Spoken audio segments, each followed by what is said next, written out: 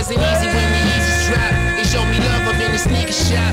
I'm rolling reefer on the sneaker box. They gonna smell it at the sneaker swap. It doesn't matter, Jordan 3s are hot. So what I need to cop, off top, penny cough drop. So what I'm needing, what else lie? Penny 5, the colorway of Phoenix. I'm a genius like Tinker when using my thinker. As a reminder, he's the designer for Jordan sneakers. Remember standing in line a day at a time before the hype piece for block team. I'm taking what's mine. Did you ever stand in the cold for shoes to get sold? For some Nikes that you like when you was 10 years old? If so, this is for you. And if not, then fuck you too. You don't know what we going through. Cause to you, it's just a shoe. So you do what you do. In my crew, we just do it. That's what we doing. While pursuing these Patrick Ewings.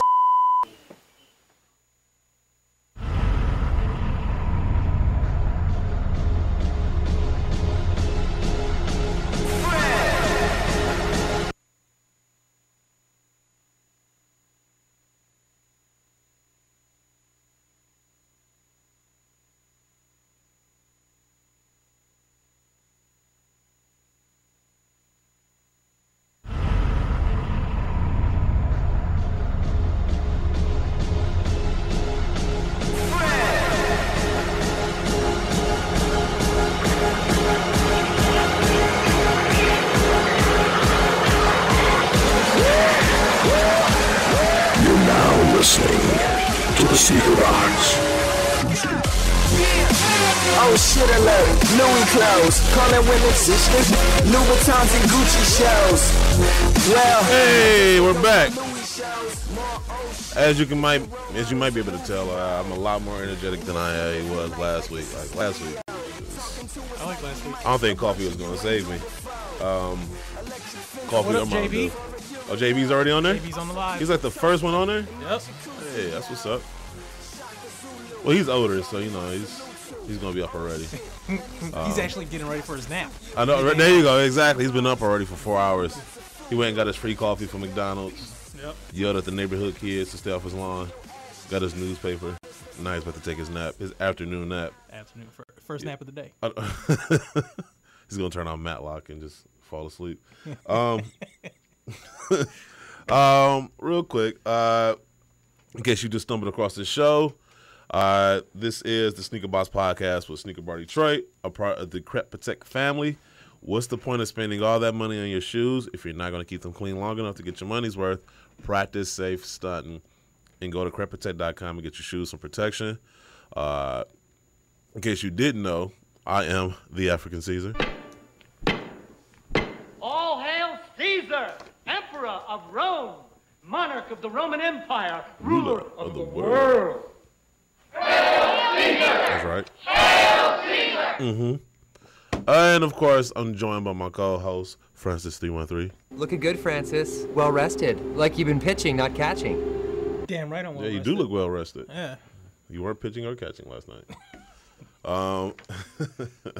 Anyway, make sure to follow us on Instagram. You can follow us by looking up the sneakerbox_podcast. You can also follow us on Twitter by looking up the sneakerbox. Well, my bad. Let me go back to Instagram. It's the sneakerbox_podcast. Then you can follow us on Twitter at the sneakerbox_. And then you can follow us on Facebook by looking up the Sneakerbox podcast page. And if you're listening to the show and you want to talk to us live, you can call us at toll-free 888-799-5267. There's a number of stories that I want to get into today. One is the Adidas, not the Yeezys, but Adidas as a whole, jumping over the Jumpman.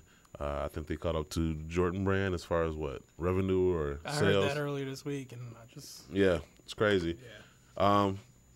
Also, too, there's a study that talks about the correlation between a man's shoe size and his penis.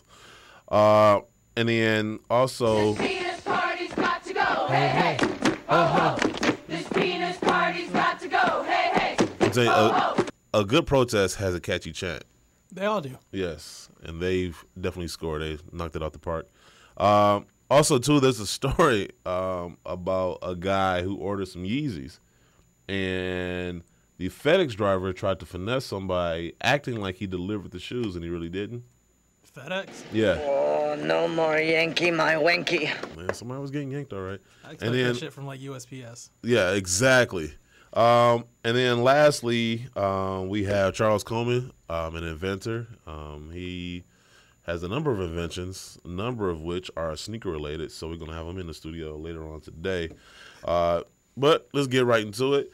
Also, real quick before I do this, because I know it's a Saturday, it's a release day. I don't know, everybody's probably on the computers or at the store getting the 5s. Or there was 32 shoes that came out today. That's a lot of pairs of shoes. A lot of shoes, 32 pairs that came out today. So if you didn't get the shoes that you did want, there's a lot to fall back on.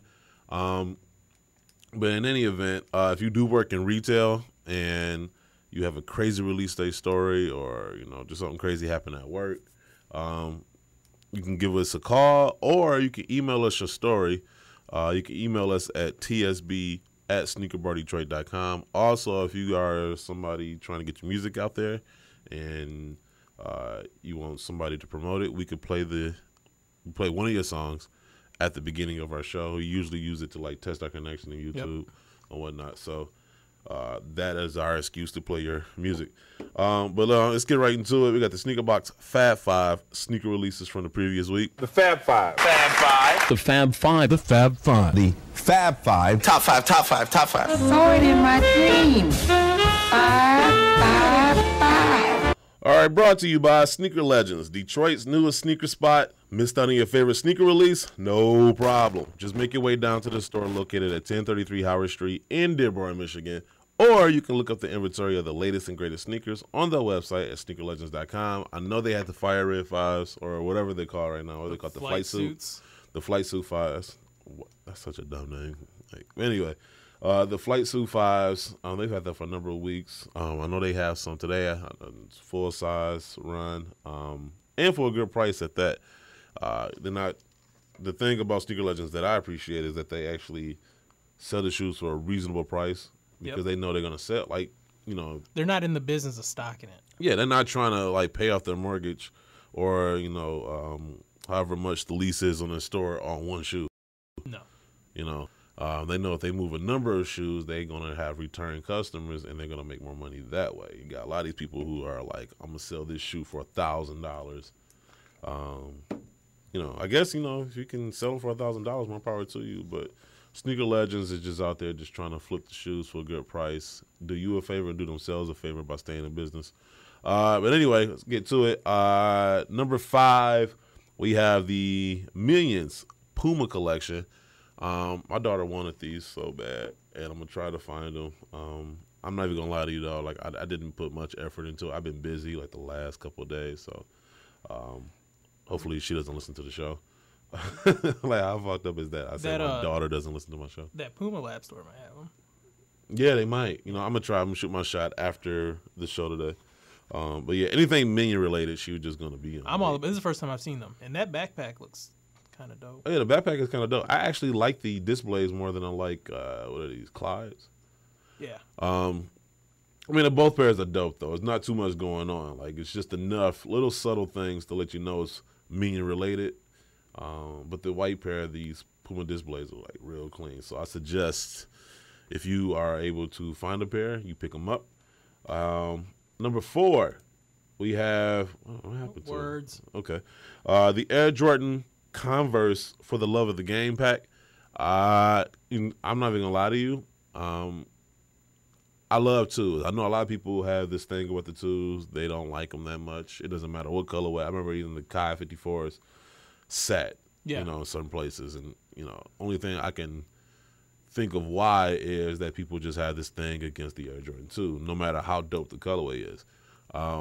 I like the Air Jordan 2s in this pack. I'm not even gonna lie to you. I'm not a big fan of the Converses. I know it tells a story. It has a backstory to it. I just think for certain shoes, it doesn't matter what the story is. And I think we riffed on this last week, and they should have tied the two shoes together somehow with just little design thing. Throw a Jumpman on the Converse. Do something to tie the whole. Yeah, maybe I don't know. I don't even know if that would have been I'm not. Who's really checking for Converses like that? Nobody.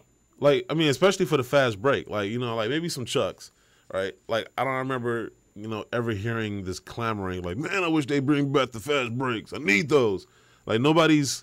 There's no change.org. No, yeah, right. There's no petition to bring back the fast break. So, I get it. I'm not mad at them for it. It's just, once again, I just kind of was like, eh.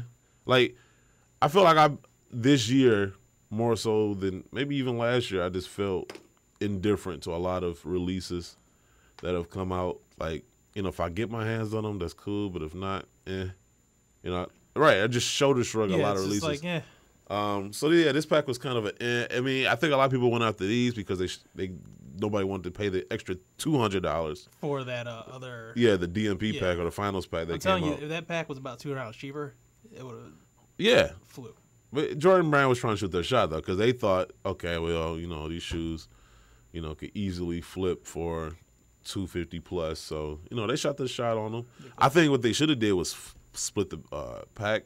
That's how it's going to end up at most outlets. So yeah, like split it up, like have the 13s like they did with every other pack. Like you could buy the shoes in the pack individually. Forcing people to buy both shoes, I don't know if that would have worked out so well, but it didn't because they're still available on Nike.com. Yeah, what was the pack that like jumped the shark? Because I know that for a small period of time there, those countdown packs were moving. The Toro Bravo pack gone. Old Love New Love pack. All that stuff moved. What was the pack that like first sat?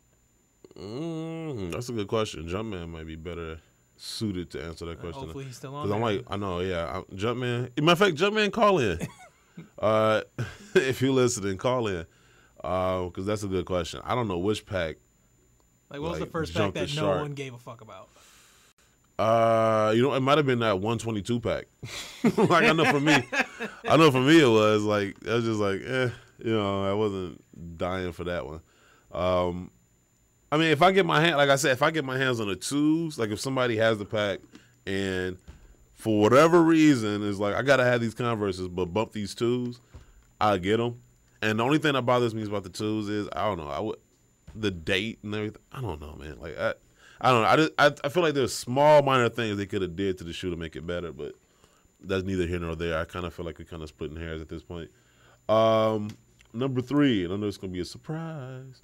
The Fila Legacy pack. I don't know what shoe that is in the bottom right hand corner. Excuse me, not at the top of my head, but I wanted that shoe. As soon as I saw the pictures, I was like, I gotta have that. But of course, they didn't go to a size 15. I think they went to like a 13. But yeah, so I mean, clean shoe. Every shoe in this pack is clean. I mean, it's pretty much white and gum bottom. Fila. I think they're doing what I think they're doing a good job of is not doing too much. Yeah, they keep it simple. Yeah, like they're not trying to come out with like a million different collabs or everybody just bastardizes their shoe. Talking to you, Reebok. Yeah, but like I mean, they're doing a good enough job. It's like, okay, we're gonna retro this shoe, but we're not gonna like just come out with a million different colorways just for the sake of it. That bottom shoe's a Cage 17. Okay, yeah. So if anybody from Fila is listening, and you guys are able to, make one size 15, holler at your boy. Also, too, speaking of hollering at your boy, number 2, the Pagal Special Edition Nike Lab Collection. So I guess clothes came along with this collection. Everyone's so fashionable in this picture. Yeah, I know. If you go to sneakerbardetroit.com, it's like an album cover. I don't know what group it would be, but some type of album cover. Everybody just kind of staring off in the distance, like they're just too cool to look at the camera. This could very well be next year's freshman magazine cover. Exactly, it could be. Exactly, it looks like the XXL freshman class cover for sneakers. But I will say the Airshake Indestruct, both the female and males version, are dope. I think the phone's about to ring. JB says he's calling in. Oh, he's coming in. Yep. He's calling in right now. Okay, but I don't know about the slides though. I ain't mad at the slides. I don't know how much they're going for, but probably something tells way too me. much. Yeah, I was gonna say they're probably going for like $100. Let's see if I could. Let me see if I can pull some info up on that. Yeah, look that up for me. But no, I like both pairs. I might be one of the few people who's not really pressed to get the Indestruct. I know a lot of people are looking forward to it. A lot of people are fans of the shoe. I'm not against it. I'm just not dying to have it. Once again, I just feel like I'm indifferent. I guess they're not that. If I'm looking at the same, they're only $50 on the Nike site. The slides? Yeah. Really? Yeah. Oh, they're on the Nike site? Yeah, I can add them to my cart right now. I don't know why. I just thought they were going to be sold overseas. Don't get me wrong. The first, aside from the Nike site, the couple other sites were Euro sites. Okay. You see any Indestructs in the size 15? Oh shit. Hey, these slides come in a size 15. The slides come in a size 15. Yes. Man, they make. You know what? They would. That sounds about right for the course.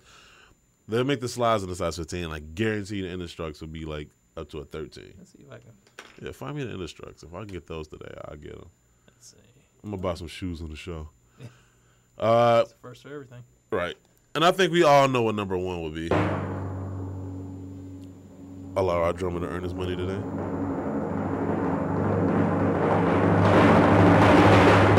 Oh man, he put some oomph into that, didn't he? It was a very passionate drum roll. We have the PSNY Special Edition Air Jordan Retro 12 City Pack.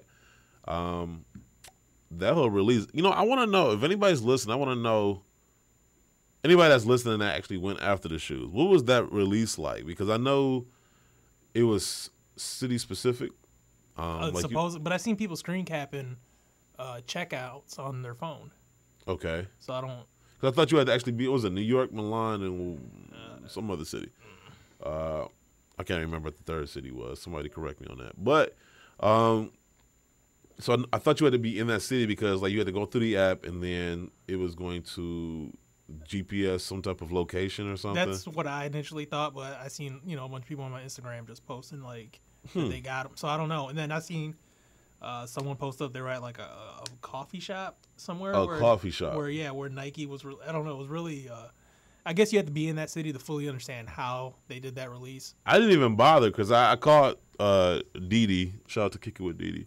I called her because I figured it was going to come out in New York, and who better to call in New York than Dee. So called her, and she was just kind of like, no chance, they ain't going to make a size 15, so don't even bother. So I didn't even bother. I've never shot for a 15 on the Nike site. Does it usually show a 15 if they've never made it in a 15? Like it's blacked out? No. Because the Indestruct went up from a 6 to a 15, but the 15 is not available. See, this is, you know what? That's probably my fault because I didn't even bother to look when they first released. Had I done it the day of, I probably would have had a pair. Yeah, because, I mean, it's there. I mean, the sale pink one or whatever is up to a 12.5 with the 15 gone. And the royal one, the big size. The pink ones went in men's sizes? Yeah, it's a men's shoe. The pink ones? Yeah, men's basketball shoe. Yeah, but it went up. So, I mean, there's hope. The 15 exists. Yeah, I just want to see some dude in the size 15 wearing some pink and white shoes. Oh, Jumpman's on the phone? Right. JB. Hello? Yellow. You caught me before. What's going on? Oh, man. No, Jumpman. Them boys up to something. Hey. I told Jumpman yesterday, I talked to him yesterday. I said when he comes back to the studio, it's Taco Bell and Mountain Dew on me. Oh, man. Yes, sir. I ain't never known nobody. Yes. He's gonna rush his recovery now. But no, you know what? Francis asked the question earlier, as far as what Jordan pack jumped the shark that made people just kind of like indifferent to buying the packs as frequently as they used to. Those 2008s, there was only certain ones that people wanted, that added up to the number 23. Yep. It started then, but most of those sat. Yeah. The 11 and the 12s didn't sit. Man. That was obvious. But yeah. Because they were coming out like frequently though. They were coming like every other month, right? Like every other month, like that. Yeah. Like nobody had $300 to spend like that. My wife did. Did she? She picked up most of those packs. Yeah. Wow. Yeah. I mean, she had kids too. So. Yeah, I got every last one of them. Surprise! It was. You don't say. It was crazy. It was, but I did wait on a couple of them until they dropped the prices on them. I did play the waiting game on a few. Right. Because they weren't. Some of them weren't as popular as other ones. So that's when it started. But of course, the first one, the DMB, Defining Moments, that one, I waited almost 10 years to get. I couldn't get it when they first came out. So yeah, I remember it. No, I remember that pack being crazy. That's the story with. I hear a lot. A lot of people were just like, I waited, X amount of years before I was able to get it. Yeah, I mean, because people waited. I mean, I remember that pack being crazy. I remember I had like $800 like ready to go. Like I broke my own cardinal rule about how much I'm gonna spend on a shoe. And now people are trying to get rid of those. Now people are selling whatever Jordans they can now to go over to this Adidas thing now. That's cool and with me. how long is that gonna last? Hey, that's cool with and me. it's the vicious circle. There's the story about the vicious circle. They'll be right back wishing. Then you be seeing these videos. I wish I wouldn't have sold. Man, get out of here with that. I agree with you because remember when the Jordan 1 was first retro, those set. Yeah. And those things. Oh yeah. And if you got a pair from that time and it's in good condition, you can sell that for hella money. So you're right. Like it goes in waves. Like it's up 1 minute and it's down, and then people come around back to it. It goes by what a couple people say. If somebody is feeling what somebody says, and they see a star, they see somebody that's influential with saying, okay, let's jump over to this brand. You see where the wave is going now. Right. You see how some of these videos are misleading people. I'm selling my whole collection. No, you're not. You selling certain shoes, but you holding on to the fragments. You holding on to the Ben 5s and things of that nature. You not selling your collection. You selling what you want to sell out of your collection. Right. But I don't know what the hell that was. Like Francis' stomach was growling was hella loud in the studio. That Taco Bell, man. No, I think it might have been that speaker. No. He ready for that Taco Bell. That's what it sounds like to me too. I'm not a puppet. I'm a real boy. No, you're not. Cheesy gordita crunch. Low key though, I think like speaking of food though, I am deaf because I was gonna try to stop by Starbucks before I came in the studio, but Are you not aware that I get farty and bloated with a foamy latte? but I'm definitely gonna hit up Panda Express after the show. We going on? You got anything to I'm do? probably gonna grab lunch with my wife. Bump that. You see her every day. She's We only see each other once a week. Panda. God. All right, I'll eat by myself. Exactly. I'll be lame and eat by myself. But no, you feeling better though? Diary of a Hungry Caesar. Exactly. That's a new segment on the show. How you feeling though?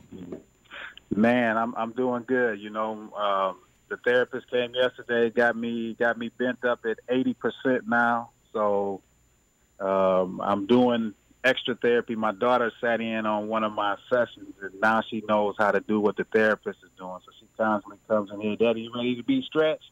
So we've been doing some extra work, and it's getting better, man. By mid-July, I'll be back and at it again. I'm going to need so much therapy after this. Yes. No, I mean, hopefully you'll be back in time for LA because Lord knows, definitely. I am looking forward to that trip. That's definitely the goal right there. So, I truly believe that from talking to my therapist and the doctor. Go back on the 12th, and I'm hoping by then he'll say 1 or 2 more weeks, and that'll be the time frame to head to LA. So. That's what's up. Well, yes, sir. No, but take care of yourself, man. Hopefully we get you back in the studio sometime soon. Definitely can't wait to go on this trip with everybody. Sure. And I got to listen in to the rest of the show. I'm not going to let the cat out of the bag. I feel like he's going to be blowing the whistle from home. Yeah, I know, right? Oh, man. I might have to call in and blow the whistle. Excuse me while I whip this out. But yeah, so no, most definitely. If anybody's listening to the show, right? If anyone's if anybody's listening to the show, please hang on. Yeah, please. Right, stay tuned. Don't listen to it. Don't cut it short. People are like turning away like as we speak right now. But I'm gonna do it. See, do it right you now. had it ready. Like you what? did. I keep it by my bed. Sometimes I need some ice, man. Oh my God. Oh. I get some service sometime. Oh my God. Like turn up my Matlock. Oh, who's here? Guru quit his job just to come to the studio. Guru there? Guru just walked in. My man. He just walked in. He walked from Toledo. They finally kicked him out from in front of LeBron's house. I know, right? Like, his one-man protest in front of LeBron's house is over with. Man, I'll be at Dan Gilbert. I'll be at Dan Gilbert house for letting Paul George walk and being at the White House. How you gonna celebrate the Cubs World Series and you got no GM? What up, boss? He came in ready too. You know, Guru. Yeah. Guru, now you know they wasn't gonna let Paul George go to the Eastern Conference, man. No. You know they sending him out west. No. This is what the thing was. They had a three-way trade. Denver was going to send Kenneth Fairley and to us draft picks to Indiana. Indiana was going to get draft picks from Denver and Kevin Love, and then we was going to get Paul George. That was on his desk. They have no GM, and Dan Gilbert was dragging his feet, so that's why they went the OKC route. Yeah. First of all, I don't believe any of this until Francis confirms it. I just spaced the fuck out. There's Guru, and then there's our sports guru, Francis. Yeah. Nah, but that's the kind of thing, man. You can't be out celebrating other teams' World Series and you have no GM, and you know if you don't get no help, LeBron's out of here next year. And then Kyrie said if Bron leave, he's demanding the trade. And they tried to trade Kyrie twice this season. Summer to Phoenix. Yeah. So, you know what's for anybody that's been wondering what Guru has been doing during his time off, there you go. I've just Googled a picture of Paul George. I couldn't pick him out of a lineup of like 4 white guys. I have not. How you been doing, JB? Person I even considered. Man, I'm good, man. I'm physical therapy going good. Got me at 80%. LA is looking like a go for the comeback. So everything's going good, man. Yeah, that's good. That's good. We miss you up here. Yeah. Well, for those of you listening, and will be listening, we still have the GoFundMe going on. So if you follow us on Instagram, the link is in our profile. So you guys can either go there or you can just go straight to GoFundMe and just simply look up Jumpman Bostic, and it will take you right there. Donate whatever you can. If you got $1,000 to donate, that's cool. If you got $1 to donate, that's cool. If you got $100,000, that's cool. Either way, donate what you can. You guys, I think we talked about in the last show about the situation.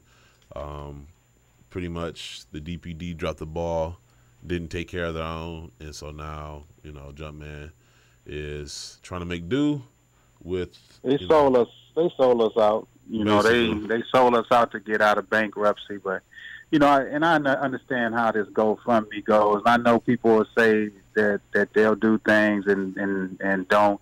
It's going to get taken care of.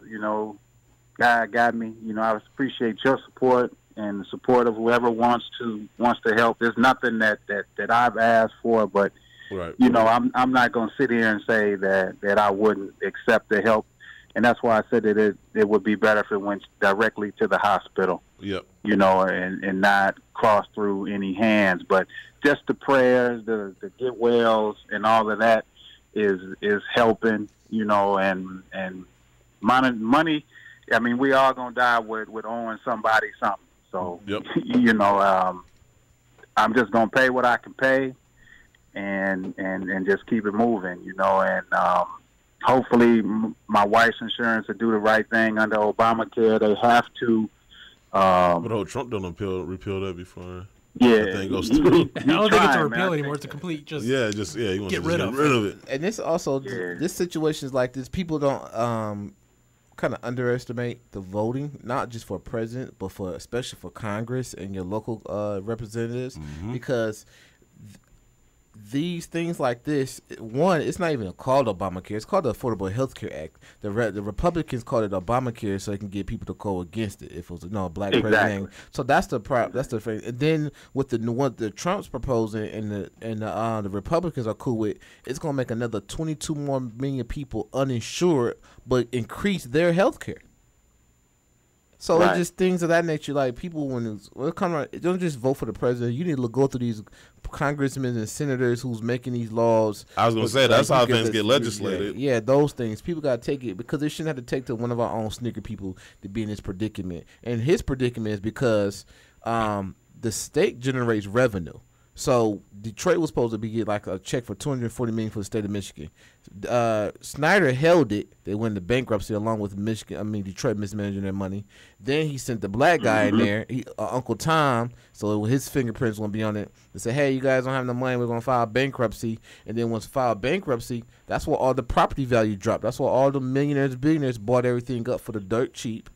And then as far as cutting that, you should not cut your public servants' health care benefits because you need them.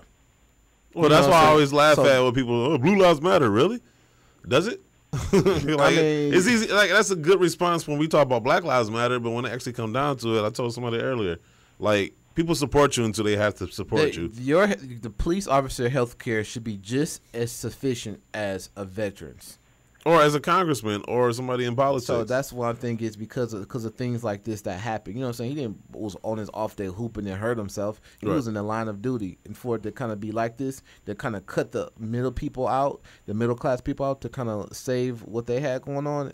It's sad. You know what I'm saying? Jumpman Boss is a good dude, man. Very positive guy. He like the DJ Khaled sneakers. And for something him to be like this happening, and it's really sad. Yeah. Right. And it caught me off guard. You know, I go in, and they didn't even inform us that they were doing this. I think they that's were the killer going part. to go through the bankruptcy. And not only retired firefighters and police officers, it's city employees that may have gotten injured on the job and retired. We lost our pensions and benefits, and it's been cut in our insurance, how we take care of our kids, and things like that, where they tell us, you're covered for life. Well, they You're want nothing the bad but a PR. number. You're nothing but a pension number. 23399 it is it. And then your badge number 311. Somebody else got 311 right now, and as soon as they're done with them, it's going to pass it on to someone else. Right. And I just something you don't know when you're going in. You give your heart and soul. We look for Detroit's most wanted, man. Every time we went across somebody, you think they put their hands behind their back? No, because they knew they was going back to prison. They knew they violated their parole, probation, whatever. Right. It was always a fight, a shootout, or a chase.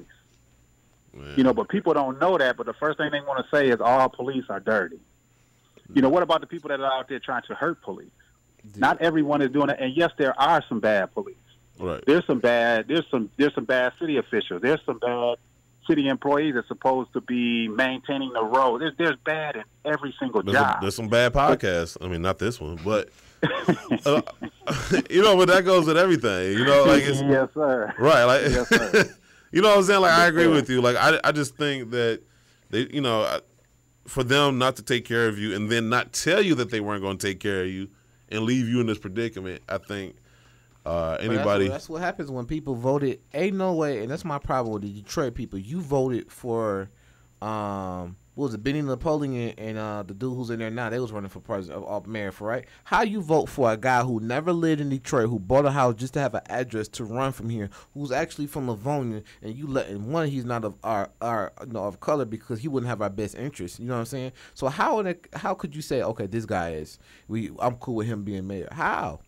Man, he couldn't tell you the east side from the west side without a map. If we were about to sit up here and talk about the eels of Detroit, we'd be here for 3 hours plus. And this will lead. We'd be here all day. Yeah, this is a whole nother podcast. Yeah, exactly. That's what led to this predicament. Right. The first mistake they made was letting the city employees move out of the city. Yep. And not pay taxes. Because now they have no investment. They have no interest in Detroit, so therefore they're not going to look out for their best interest. You go downtown around 12 o'clock when you leave lunch break, and you'll see who works in Detroit. It's who works for Detroit, who represent the citizens of Detroit. It's vastly different. Vastly different. And you don't have to pay city taxes Detroit either. It's covered with police. It's the suburbs. I mean, it's the inner city that's in terrible shape. That's just like you know, you got to bare your arms and be ready. Right. You know, all the police are downtown, but. That's a topic for another day. You know, I appreciate you guys, and once again, I appreciate what you guys are doing, and you know, it's going to get taken care of one way or another. I just hope that the insurance company with my wife, you know, they do the right thing, right? You know, and cover and don't say it's a pre-existing injury, because under the Affordable Health Care, they have to cover it whether it's a pre-existing injury or not. But we'll see how that goes, and I'll definitely keep you guys informed on that. But until then, I just have to make payments on my medical bills and go from there. Right. No, we definitely got you in our prayers, along with a lot of people in the community. So, like I said, we keep everybody informed as you keep us informed, and we are definitely looking forward to SneakerCon LA. Yep. For sure. And I'll be listening in. Guru, yeah. I'm going to need your help today, bro. You might have to calm Caesar down a little bit into the show. That's probably why he been switching the days so I couldn't be here so he can run wild, man. That's why he been going. Jumpman ain't here. Guru, he switched the days on Guru. You know he got work. I'm gonna be listening to this one, boy. Caesar, boy, you might have to calm him down, though, Guru. I'll hit y'all later, man. All right, man. Appreciate it, JB. All right, JB. See ya. I'll see y'all. Yeah. Woo! All right. Before we switch, does this PSNY say $300? Mm-hmm. Yeah, then they each won it for $300. Honestly, the ones before that wasn't it $285 or $250? The ones remember we saw up at NYC, the gray ones. Oh, the gray ones. I think they were $250, $285. They weren't $300. They weren't $300 though. But out of the pack though, honestly, excuse me, I know it's a hell of a segue back to sneakers, but out of the pack, the ones I really liked was the green ones. The wheat ones, the more I saw them, the more I was kind of like, eh. And these Bordeaux, these are purple. And I wasn't really feeling these. Olive green are nice. People look at the Wheat 12 like that's the first ever Wheat shoe. And me having a Zoom generation at home kind of side-eyed it. The shoes side-eyed. The side-eyed like, hold on now. Do you guys know there were other Wheat shoes? Like Bo Jackson had the trainers, right? Yeah. The second, those were Wheat. Like there were other Wheat shoes. It was probably like the first all-Wheat Jordan. So, people lose their minds.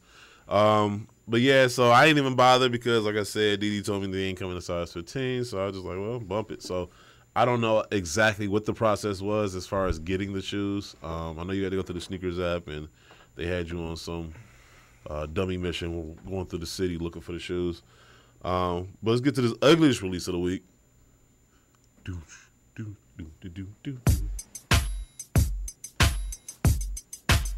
Super ugly. Brought to you by the Unboxed app, the best way of uploading and keeping track of your sneaker collections. Don't think you'll need it? Ask an insurance agent or anyone who has lost a collection in an accident or a tragedy, which happens a lot more than you would think. You spend all this money on shoes just to have all that value disappear because you just didn't have it insured. Like I just upped my insurance to like $60,000. Like I mean, I'm not even sure my collection cost is worth $60,000. I just wanted to make sure that it's covered. Yeah. Really, like it's an investment. Like, why would you spend all that money on something? You include into your homeowner's insurance, right? Yeah. So like, why would you do all like you know what I'm saying? Like, why would you buy shoes and spend all that money and not protect it? Like, it just makes no sense. But anyway, download the Unboxed app today on iTunes and follow them on Instagram and Twitter at unboxed_app. The ugliest release of the week is the Nike Air Zoom Chala Puka Armory Navy. Yeah, if a shoe has the word or is named and it has the word puke in it, then chances are it's not gonna look that great. Do you wear these with socks? I don't know if I would want to. I think I'd just go barefoot. How much are these? If it ain't free, it's too much. Oh shit! $200? Oh man! Oh my God! Woo! So that should be on another list. Because I was just looking, I was like, I could see my wife wearing them or something, but not at $200. Man, no. That's like I won't say like that's I'm about to do some yard work type. Nah, I don't think it's a white because they got holes in it, so grass and stuff gonna get in your feet in the rocks. Okay. But I think it's like almost like a cedar point. Look, okay, so once you become a parent, man. Yes, I'm about to walk around Disney for like all day. Yep, and I got I got to chase my son and stuff like that. So I need something. The reason I asked about the socks is like because of them holes on the side. Like, is that about to give you like the worst tan lines ever? I don't even know. Well, I mean, we're a little bit more of we got a little bit more chocolate in our milk, so we don't know about shit. You got the almond joy over there, Francis. So you might get the tan, but We a little bit mochas over here. I mean, I'm just saying because not everybody got good feet. So I mean, I don't even know how this will look on some people's feet, especially like people with fat feet. I was about to say that I'm super fat. I'm blowing out the fuck. I was gonna say like you just seeing your skin just ooze out those holes. But I mean, I would get it for a sock. Like if I'm at the pool and I throw some shoes on, we about to go walk here or something like that. You know, I agree with you. Like if that's something like that. Not, but I'm about to get fresh. You about to hit Treasure Island. I'm about to chase my kid around Disney type shoe. I agree with you on that 100%. Disneyland. See, it's Disneyland. He like, where? Disneyland. I love the way you want Disneyland? Say that again. I'm trying to. Disneyland. I want to stay the extra day because SneakerCon is 2 days. Mm-hmm. And honestly, I'm being 100% real, and I really don't care who hears this. I'm thinking about not even going to the second day. Like, real talk. I'm sure it's like you and half the people that go. I mean, real talk. I don't know, but New York, everybody can. They didn't lose a beat on the second day. No. Everybody was there. Chicago looked pretty decent on their second day. Chicago was, was decent on that second day. I didn't really realize, I didn't recognize a dip. I'm just saying, like, I'm going to be in LA for, the first time ever.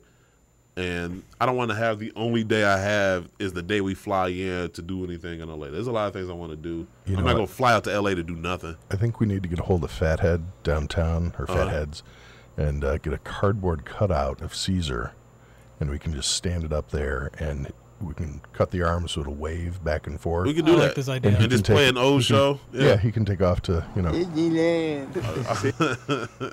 No, I plan on going to Disneyland. I'm going to try to sneak over there. If we got to, like we did in Fort Lauderdale, we stayed an extra day. So, if I got to do that, I will. Ugly honorable mention. I know I'm gonna get some slack for this, but I don't care because I just think I'm not feeling that shit. Huh? It didn't even drop. According to this, it did. They pushed it back. We get emails at work. They pushed it back. Okay, well, there you go. Well, when it does come out, it's gonna show up again. Yeah, it's gonna show up again. That's not. This shoe is trash, man. They can keep this shit. I like the color combination. Nah, I'm not. It's a way of the up tempos that they overdid it with. It's other up tempos. You want to go ahead and tell everyone what we're bashing real quick? Oh yeah, my bad. I'm sorry. We just went on to talk. Assuming the Nike Air More Up Tempo Obsidian. Look, not every colorway is meant to be on every shoe. Not every color combination is meant to be on every shoe. I'm not feeling this. I think this one looks better than the red with the black pan leather letters on it. No. Yes. No. That shoe not at all. it didn't even look like a bull shoe. Not at all. I don't know. I would agree. I'd wear these over those. No. Thank you. Nah. I'm good. I'm good on that. Thank you. These shoes, I can't do it, man. Like that. First of all, I feel like they're doing the same thing Reebok did to the questions. It's just like, all right, let's take this one shoe and just come with every colorway imaginable. They're trying to push more of them out after Supreme did that drop. I know, but I think they was doing that before that. Yeah, though, they had it kind of planned. They kind of touched on my Nike visit to Chicago. It was interesting. It was to kind of see, how Villa operates, but also how Nike operates, and it's stuff they want you to have. Even if we told them like, yo, this really isn't going to move. It's like another shoe coming out, the Huarache Rift. It looks like a Huarache, like an off-terrain Huarache. And it's just like, nah. But they was like, well, you guys get it anyway. I'm like, whoa, okay. So I just think it's just, you're going to see it. This is what I seen was January, February, March of 2018. So they're going to drop a lot of Special Forces Air Force Ones. So it should terrible. You don't like the highs? No. The highs are dope. They dropping some mids. They got some. I know the mids ain't bad either. I'm not a big mid fan. The mids look like poor people Buscemi's. Nah. Oh, wow. Yeah. But I just think the mids were dope. But they got like a red clay looking one. They got an all royal blue one. They got olive green. I like them though. The ones that we seen up in YC. You don't like those? Which Special Force Air Force One. Oh yeah, no. I'm thinking about something different. No. Those is what's coming out. Yeah, more. I like the Special Forces. Yeah, Special Forces. Yes. I mean, like I said, I ain't a big fan of the Air Force One mid period, but I do like the Special Forces. Those look better. So some of that's coming out. They got a shoe called the Get Money. Right. It's like a Get Money. So this is what they did, right? So they took the bottom of this shoe. Of the up-tempo. Yep. And then you remember the shoe, if the White Ranger, you can Google the shoe called the Nike Get Money. There was a shoe already called the Nike? Yeah, it was got a flap on it, and the laces were on the side of the flap. Reggie Miller and then Eddie Jones had one on the cover of that PlayStation basketball game, like one of the first PlayStation basketball games. It sounds like a FUBU looking shoe. Nah, it was. My question is the Reggie Miller Air Money. Yeah, the Air Money. This one's called the Air Money. So I was like, well, it's coming out. It's gonna come with an additional flap that's blank, so you can get it embroidered and put your name on it, whatever you think. So I get some embroidered. But my thing is, you drop this shoe, okay? Drop the Air Money, and then last drop the Get Money. Because the kids gonna see this shoe. A lot of these kids who buying sneakers, they not gonna remember. Oh, they that. can keep that. I'm sorry. They can keep That's the that. same image I have up. Keep that. No. This is the original shoe, right? Yeah. It looked like the shoe got into a car accident and had to get stitched up. You know what? Click on the white one. You know why you don't like it? Because it kind of has that upper feel of the what's that fucking shoe you don't like? It looks like a metatarsal boot. Nah, click on the bottom left. The bottom left. You see with the white background? Yeah. Okay, this is the shoe, right? That doesn't make it look any better. Okay, but I'm just trying to explain to you. This is the shoe that they not bring. I said you should bring the original out, right, and then bring the hybrid out. They were like, "No, we're just gonna go. We're doing this." I'm like you. So my thing is, it's gonna have that flap with the laces on the side. Yeah. With this up tempo bottom. Still trash. It's looking even worse. I'm a nostalgia dude, so I like that shoe. I'm a Reggie Miller, so I would have bought that, and then you introduce it. But some shoes was ugly back then; they still ugly now. But it looks even worse when you put it. I agree with you. I can't imagine it looking any better. You know why I think you don't like it, because that side profile picture of it makes it look like the Footscape. Not even that. It just looks like what? Click on the Reggie Miller one on the second from the left. Yeah, I mean go over one. You see the guy with the basketball? Yeah. Oh, that's Eddie Jones. Yeah, see, he won. Man, I have a good memory. Yeah, he won me here. So, like, they still look horrible. I'm not saying that we get it. You said you didn't like them, but I'm just saying, like, there's some people that when they see these pictures and stuff, like, they can actually remember it. But yeah, I mean, yeah, man. Look, Nike, man, guys. Why would you do a hybrid shoe and you haven't introduced the second one? At least when they did the Spiz, like all the other Jordans dropped. And then I agree with you on that. On that point, like, have some type of consistency, whatever. The Air Max 270s, they're pushing really heavy for Air Max Day next year. Man, they are killing me. So, and then they got like a high top one with the big air bubble on it. Let's keep. They got a chameleon foam posit too. Oh my god, whatever. Man, you know what? Before I, vomit on air. Jordan Room. And they bringing back those Pro Strongs, the Vin Bakers, the second Vin Baker joint, man. It was like half black, half white? No, that was the Vindicates, the one after that. Dang, okay. Wait, Ryan, you type about Nike Jordan Jumpman Pro Strong? Oh, Jesus Christ. Hope that's not what I'm looking at. Oh, damn, we got an hour in? Hold on, we got to get this show moving. There's a number of things I wanted to get to. Kind of got sidetracked. Well, before you do that, let's get to those right there. They bringing those back.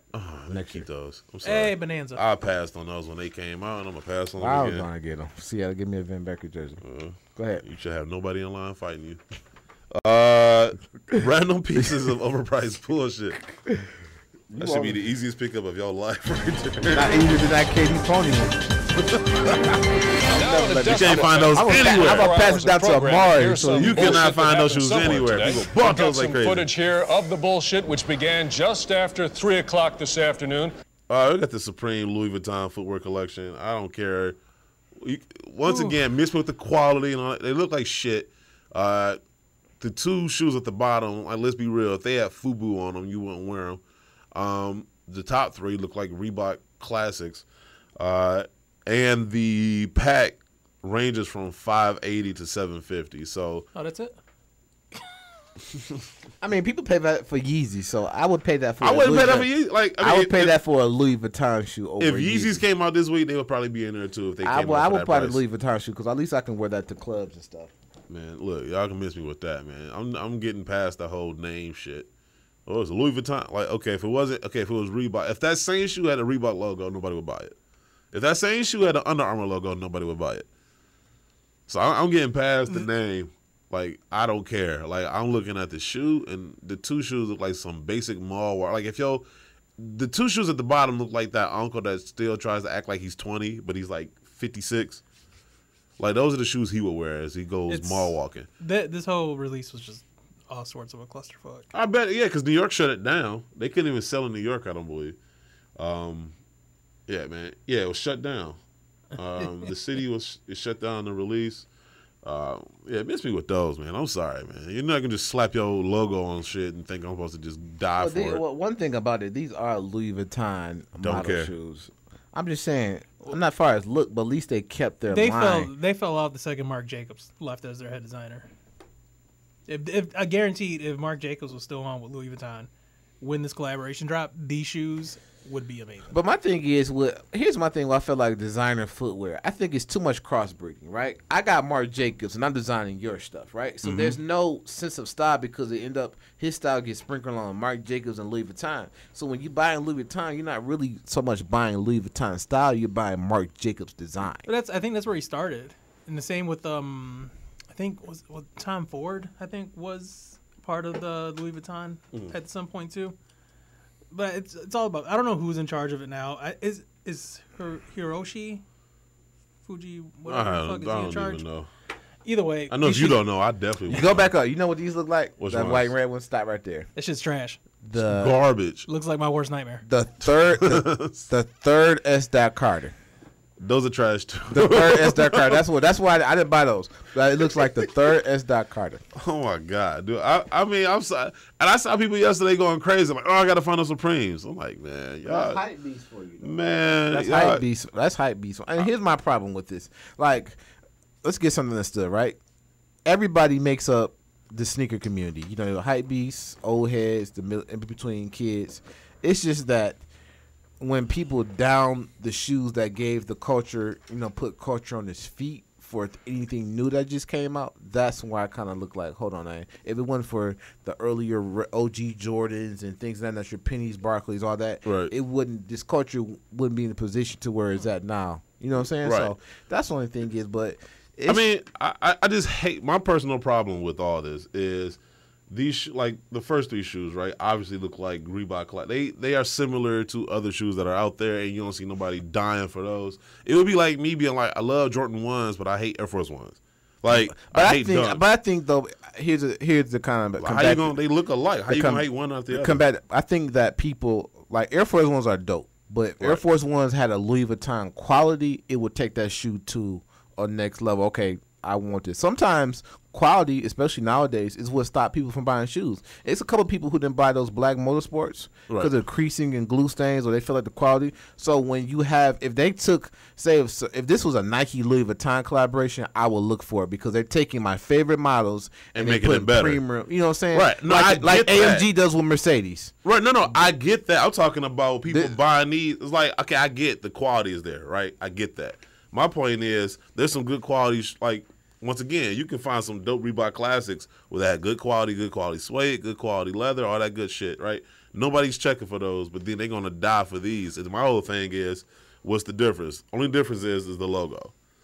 And that's where I'm like, they're a little bit main, but scroll up a little bit. Scroll up? Yeah. I just feel like also, too, that... They look basic as fuck. I don't think... Some of these designs, I feel like...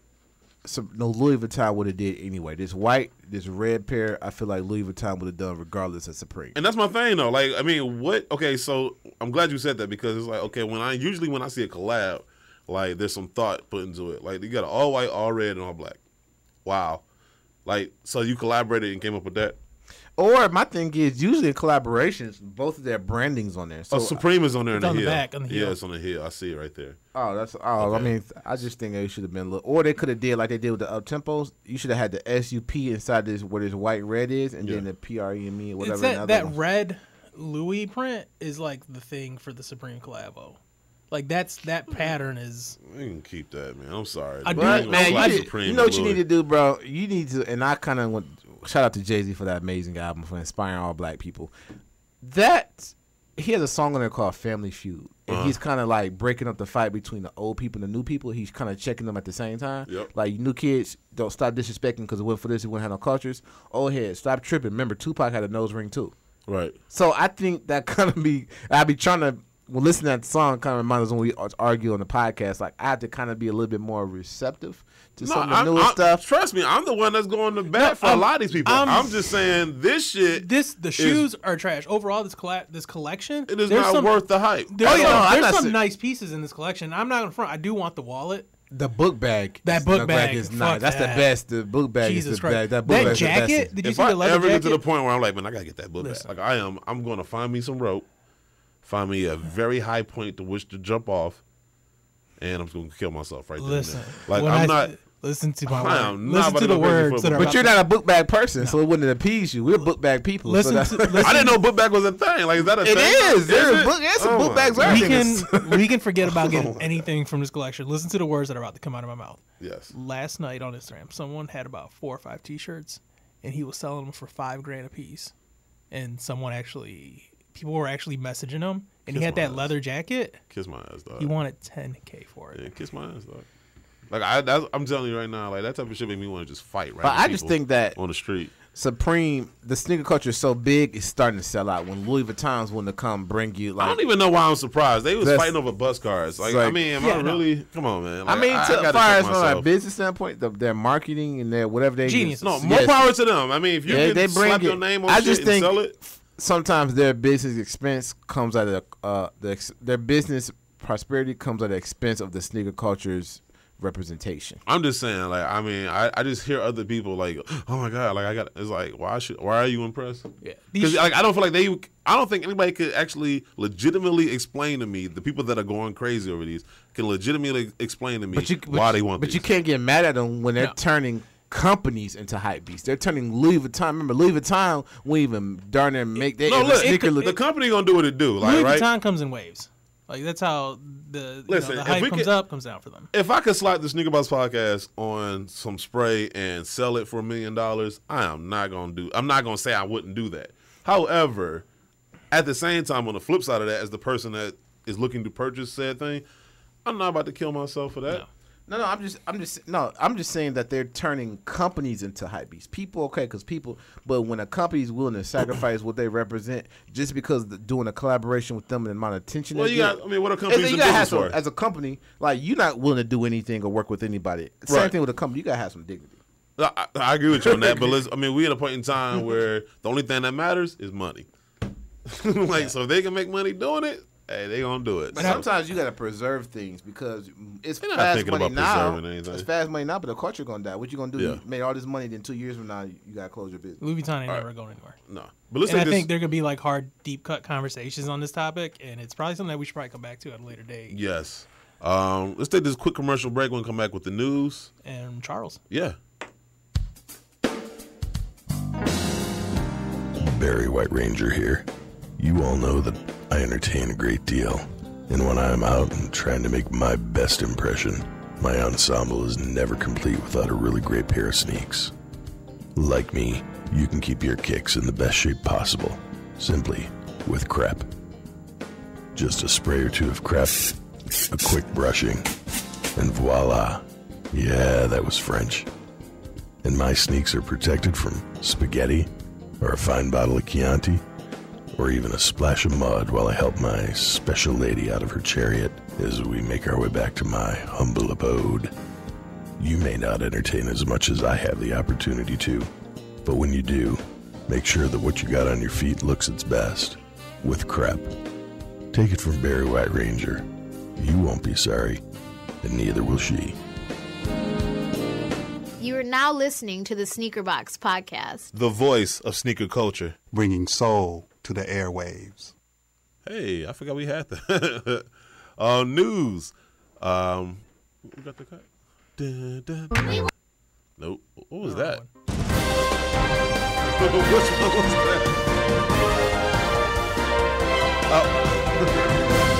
that? News brought to you by 89 Manufacturing Company.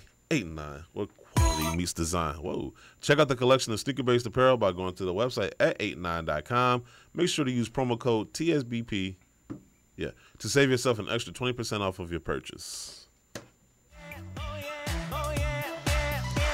It's true, I've got a big one. It's the biggest one around. If you're lucky, I can show it off. And you I'm making this my can ringtone. go town. Sorry, my phone's ringing, guys. I don't. Right, yeah, my phone's blowing up right now. See come true. I'm singing ooh ooh ooh. I've heard it from all the guys and every single freaking girl. They wanna try and take a ride on the. I feel like I could dance like the night of the Roxbury guys. To ride the beast, it must be unfurled. 6, 7, 8, 9, 10, and it keeps growing. Too damn big, it's just too damn big. Your penis too damn big. That goes right into our story. What? Yeah, too damn big. Are you serious, This is what happens when you're not here, Guru. I know, yeah. Does the feet, come on, calm down. Big dicks. Hey, you picked a good day to come back. Calm down. And does Charles sitting I know, here. yeah, I know. Charles like, what did I get into? Does the size of your feet determine the size of your penis? In an article written by Sarah Buchanan for the Daily Star, researchers in the UK measured the size of 100 men's shoes and penises to test out the urban legend and to see if it really stands up. To make sure the results were as accurate as possible, doctors did the measuring so men wouldn't overestimate how large they were. Previous research has relied on self-reports of penis size, which were notoriously inaccurate. The doctors noted down the length of each guy's flaccid penis to give an indication of how big they were when fully erect. Scientists found that shoe sizes range from 5.5. Who's a man wearing a size 5.5? There's some dudes out there. Wow. All right, 5.5 to a size 13. So there are no size 15s in this study. While penis lengths were between 2.4 inches to 7.1 inches. But the study, which was published in the British Journal of Urology International, found that there wasn't any correlation between the size of men's feet and the sizes of their junk. But it may be a different story when it comes to the hands, more specifically the fingers. The length of a man's index finger versus the length of his ring finger may give a hint as to how big a man is when erect. Research conducted at Gashan University, Gil Hospital in South Korea. I don't even know if that's a good litmus test. I mean, it's in South Korea. Lord knows what type of test they're running down there. Found that guys with a smaller difference in length between their two fingers, which is also known as the 24:4D ratio, were more likely to have a bigger penis. We got a doctor that explains this a little bit more. We can play that clip for When me. you boys measured your penis length, the truth is it doesn't really matter. What does matter is length times diameter plus weight over girth divided by angle of the tip squared, okay? When we are talking about penis size, we can't just use a tape measure. We need a scale and a protractor as well. Let's look at it on the graph here. Okay, cool. Follow along with me on your study sheets, kids. Oh, okay. Cool. All right. We got another. I think he explained it a little bit more in detail in the next one. Oh, that's cute. Would you write down the equation, Francis? And so, by dividing the weight and the girth of the penis by the angle or the, what do we call it again? The yaw. The yaw. The yaw of the shaft. Okay. What we finally get is the adjusted penis size, or TMI. Any questions so far? Nope. Yes, little girl over there. Okay, cool. Yeah, so, I guess he had a Q&A during that explanation. So, if you were following along, he gives a breakdown of the he gives a breakdown of the equation if you are looking to go in more detail about that story. Also, for I those went of to you, the petting zoo and I let the goat lick my penis. oh, wow, man, what are they doing at that expedition? Also, too, if you're a big video game fan, Sega Genesis made sneakers to celebrate Sonic the Hedgehog's birthday. In an article written by Brandon Richard for Soul Collector, Sega teamed up with Japanese sneaker manufacturer, I don't know if I'm saying this right, Anapon? Yes, as good as mine. Okay. To celebrate the birthday of Sonic the Hedgehog. Together, the two companies have released limited edition slip-on sneakers inspired by Sonic's Gotta Go Fast shoes from the video game. They feature leather construction, a white leather interior, mid-foot cross strap, and a white outsole. Sonic... there you go. Stevie Wonder loves Sonic the Hedgehog. Sonic the Hedgehog is embroidered on the heels. Hey. Pairs are available now for $60. They're not. Hey, they don't look bad. They really don't. At anapon.jp. So if you are dying to have those shoes, or if you're just a fan of Sonic the Hedgehog, I guarantee that they don't have a size 15. So I'm not even gonna look. Real quick too, new sneaker design series to feature special guests Ashley Graham, Anthony Anderson, and more. An article written by Rachel Allen for Footwear News. Lace Up, the Ultimate Sneaker Challenge, will debut on YouTube Red this fall and will go inside Penso in Portland, Oregon. Everybody knows the Penso program. We had Mr. Dwayne Edwards on the show about, a couple months ago? Mm-hmm. It seems like it wasn't that long ago, but it really was. The show will be hosted by Adonde Swoozy Thorne, as 12 competitors on 4 teams will compete in a version of Penso founder Dwayne Edwards' masterclass program. The winner will get the opportunity to work on product creation at Adidas. Each team will present a new sneaker inspired by a guest sneakerhead who, along with Dwayne and a panel of experts, will help choose that week's winner. So it's almost like, the model shows. I can't think of the one show. Yeah, like Project Runway or something like that. Guests will include names like Malcolm. Why is Malcolm Moore there? Jamie Chung. Yeah, that's funny. Yeah, greatest rapper of our generation. Oh my God. Stan. What size shoe do you wear? Stan I'm trying to take more of an interest in other people's lives. Hey, Stan Smith alive still? Anthony Anderson, Fetty Wap, and Ashley Graham. Oh yeah, I know that just brought people. Doesn't he have one eye? And it's focused on that shoe. It's solely focused. It's so focused is to just critique sneaker designs. Adidas. Let's get into that real quick. Adidas has nearly doubled its U.S. sneaker market share at Nike's expense. An article written by Daniel Roberts for Yahoo Finance. According to data from retail researcher NPD Group, Nike's share for the U.S. athletic footwear market was 34.7% last month. I'm about to bore a lot of people with a lot of numbers real quick. I am out. Yeah, there you go. A dip from 35.9%. Jordan Brand had an 11.8% share, a dip from 14.8%. Adidas, its share nearly doubled year over year from 6.3% in May of 2016 to 11.3% in May of this year. Something else happened in May. Nike's overall sneaker sales dipped a couple of percentage points. Under Armour's sneaker sales, why they even get thrown into this mix, dropped 19%. Duh. Adidas sneaker sales rose 74%. In April, Adidas hit a record high 13% share and came in number 2, topping Jordan Brand for the first time in years. Nike is still top dog in America, though. In 2016, Adidas had $3.6 billion in U.S. revenue, a 24% gain. Nike did more than 3 times that much. And in case you were wondering, as of this past May, Skechers followed Adidas with a market share of 6.3%, New Balance with 3.7%, Converse with 3.6%, and then Under Armour with 2.4%. So, and kind of going along with that, Adidas, everybody talks about, the Yeezy jumping over the jump, man. I mean, Adidas as a whole, as a company, and it's really, honestly, the biggest shoe that's been selling is the Stan Smith, and it's one other shoe I'm thinking about. I know it's the Stan Smith and one other shoe. Superstars are selling well.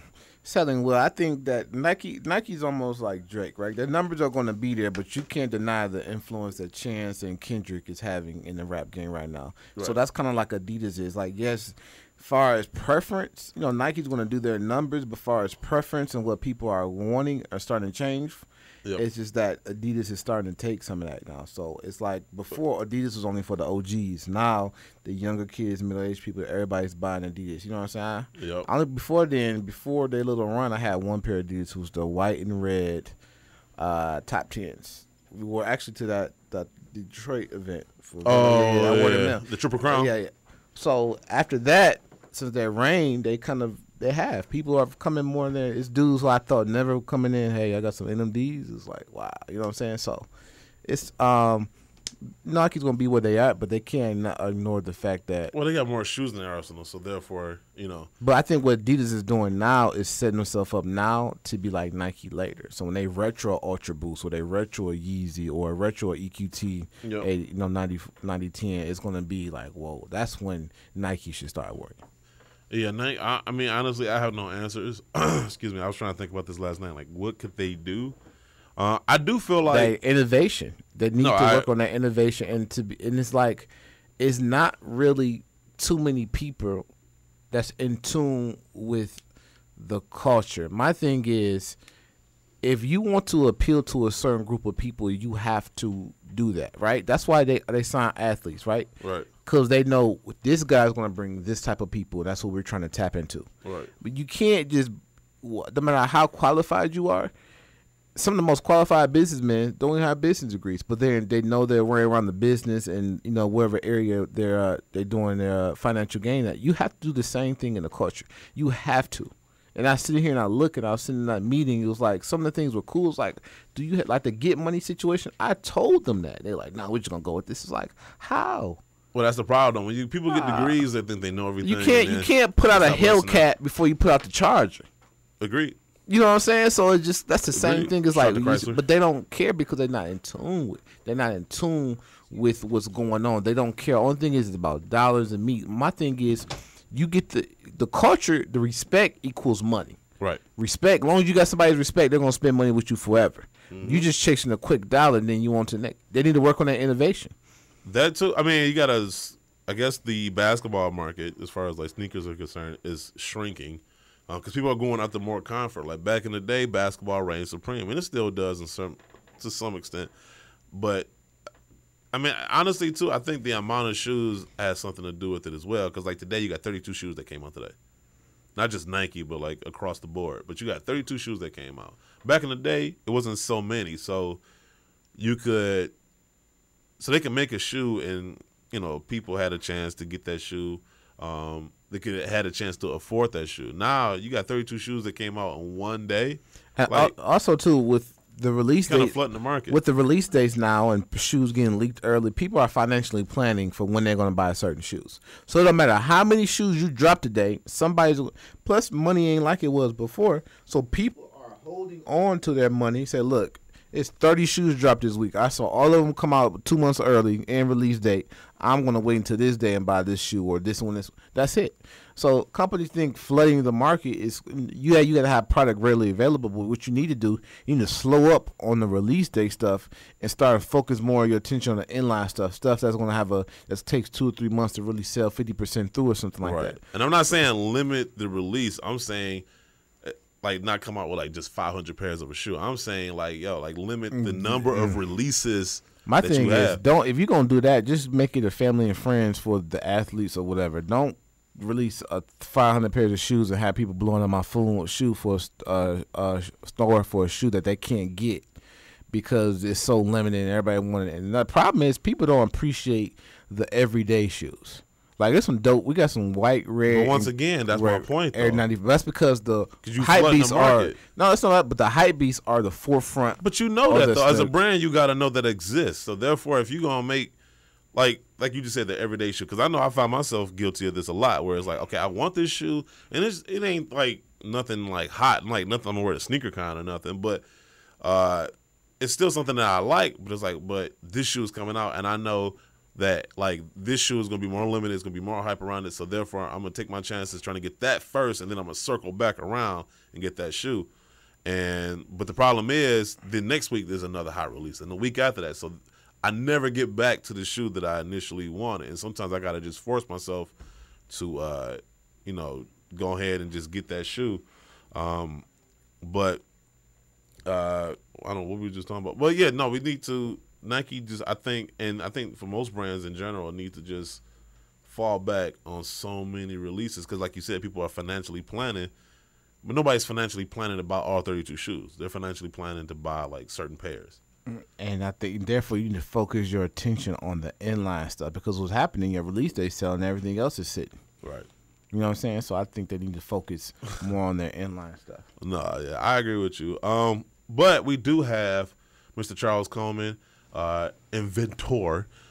He's created a couple of inventions. One is the Ultimate Tailgater Cooler. Ultimate Tailgater Cooler. And then he got a pair of Yeezys that he did something with. You want to explain to the people what you did with this pair of Yeezys? Actually, this pair of Yeezy came about, I was surfing online one night, and I seen this guy had these busted up Yeezys. Mm-hmm. They was busted at the seams. Right. So, I'm like, I reached out to the guy and asked him, how much he wanted for them, and I got them at a real good price. Right. And, I immediately went into mad scientist mode on the shoe.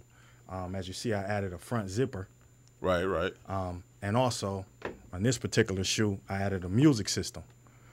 This shoe actually plays music. It syncs to any smartphone, the tablet. and you could play anything with the shoe. What? Yes, I mean, sir. okay, so what made you think to put a speaker into a sneaker? You know, I'm a sneaker guy. You know, Right. I bought my first pair. I got my first pair of J's back in '89. You know, Right. I'm a retro 4 guy, and you know, I just thought of, you know, I'm real creative and I'm off into technology. You know, I just thought like, you know, what could I do to a shoe to make it cool and just keep the sneaker culture moving forward? Right. Just like you guys were talking about, you know, the evolution of sneakers and, you know, branding and putting different things with the sneaker. You know, I said, hey, what if I can be the first guy to put some sort of technology with the sneaker? Right. And that's how this shoe was born. That's great. I mean, yeah. I mean, I remember when you first reached out to us, and like I remember looking at it, and I was like, wow, like he put his, like, you know what I'm saying? Like you just never think to put a speaker into a speaker into a sneaker. Like, I mean, have people, I mean, you've been on TV, right? You just Yeah, I was recently funded on with the Ultimate Tailgater. I mean, a lot of the stuff that I invent, people can't believe. They like, this guy's playing a game, you know, Right. That's not real. But, you know, that's why I'm here today, to show you that everything that I say is real. Just like this hat here I invented. This is basically like your regular snapback hat you buy at any store, but it has a Bluetooth music system in it. Right. You know, it has all the technology. You just wear it and sync it to your phone, and while you're running, jogging, or doing your everyday activities, you can play the music. Has there been a lot of people asking for that? A few people. I built one or two of them for people, but like I said, people they can't really understand the concept. They're like, no way you did that, because Right. everybody thinks in order to have products on this level, you have to be a big company. Right. And I'm here to show that you don't have to be a big company. I do this stuff out my basement. Right. You know, and that's what it is. White Ranger is trying to just Godzilla his way into the room. Yeah, he's actually synced to the phone. One of the other guys, Francis? he's actually synced to the shoe. You know, if he wanted to come in, and Yeah, so no, he just stepped desync. out. Yeah, I'll sync it up. And So play this is it. the ultimate tailgate. How heavy is that? It's not really heavy. It's would be like your average size cooler once, you know, you have everything put in it. Right. Like if you had your barbecue and all your stuff that you I take mean, there's into a the lot of picnic. stuff coming out of it. Like, is there room in there? Yeah, it's room in here. I mean, it's a lot going on here. Like you got the beverage dispenser. You know, you can pre-fill your drinks or whatnot. You know, just like a lot of people like to do the jungle juice. Okay. So you got a side for the jungle juice where you pre-fill your liquors and all your stuff, and then you got a side for the kids. Right. Is where you put your juice and stuff. So when the kids come, you say, hey, you get to your side. You know, that's what I do with my boys. You know, don't go on the adult side. You go on the kids side. The adult and get side. your drink. And also I have a Bluetooth system built in here. As you see, it comes on. It also syncs to the phone. Right. And the other unique feature about this unit is the tablet setup, where like you can stream and watch ESPN and Sports Center while you having your picnic or whatnot. And I also added a hot dog grill, where you can basically cook your hot dogs and sausages from this unit, and it runs off a small propane tank. Right. Just a little $5 tank. You hook up and you grab your food out and you set it up top and you cook. Right. And this eliminates having to carry those big grills, radio, and all that equipment people have been carrying. Right. You know, it just makes things easier. That's wow. That is quite involved right there. Yeah, I stepped out for a minute and I came back. Is this mic on? Is my mic on? Oh, turn it off. I don't like it.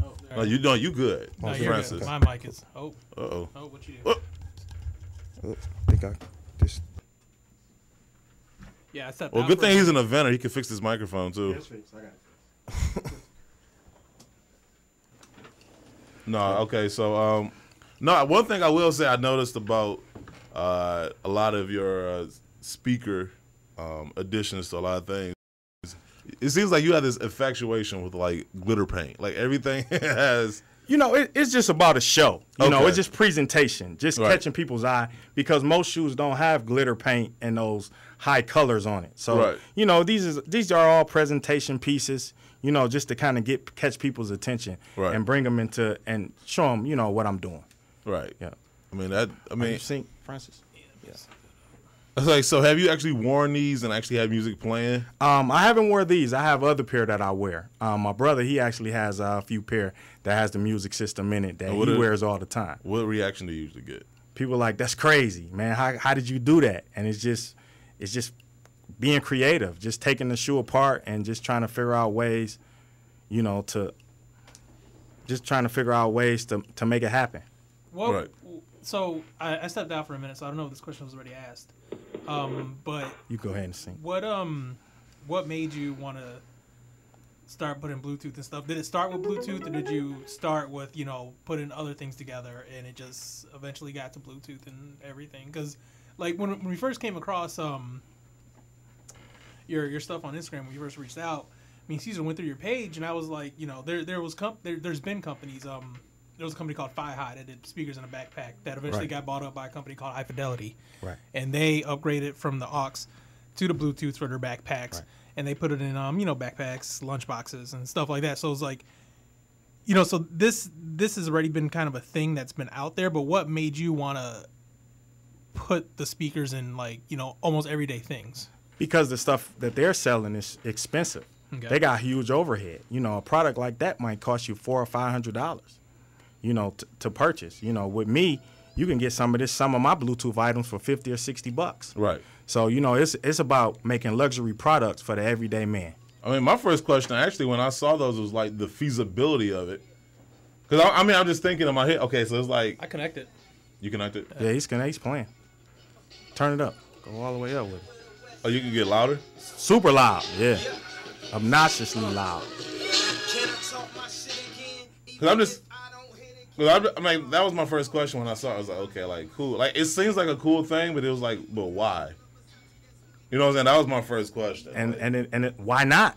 No, that's a good, I mean, I guess why that would not? You know, why not? You know, sneaker culture is about being the flyest. That is very Russell Westbrook of you. You know, it's but like, I want to be fly. I want to have something that everybody don't have. Right. You know, and that's where it's at. And each shoe is different from the next.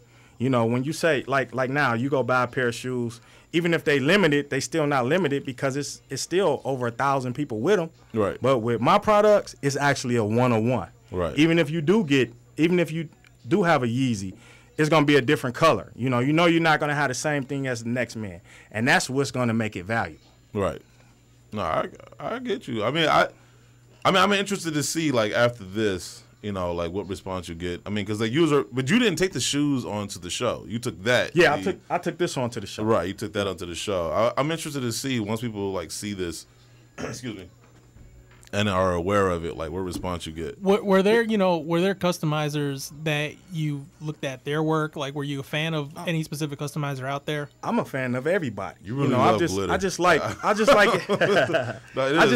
everybody's artwork. You know, I just look at a lot of different customizers on Instagram and Facebook, you know, and I just gain inspiration from that. You got some guys that's, you know, adding leathers to the shoe and all these different things, you know, and I just wanted to kind of give my piece, you know, and show, like, you know, I could do a little something too, and just maybe inspire them, or maybe do a collaboration with them. Oh, we got video of you. What is that again? Oh, that's the relaxation station. The relaxation station. Yeah, that's a corny little name, but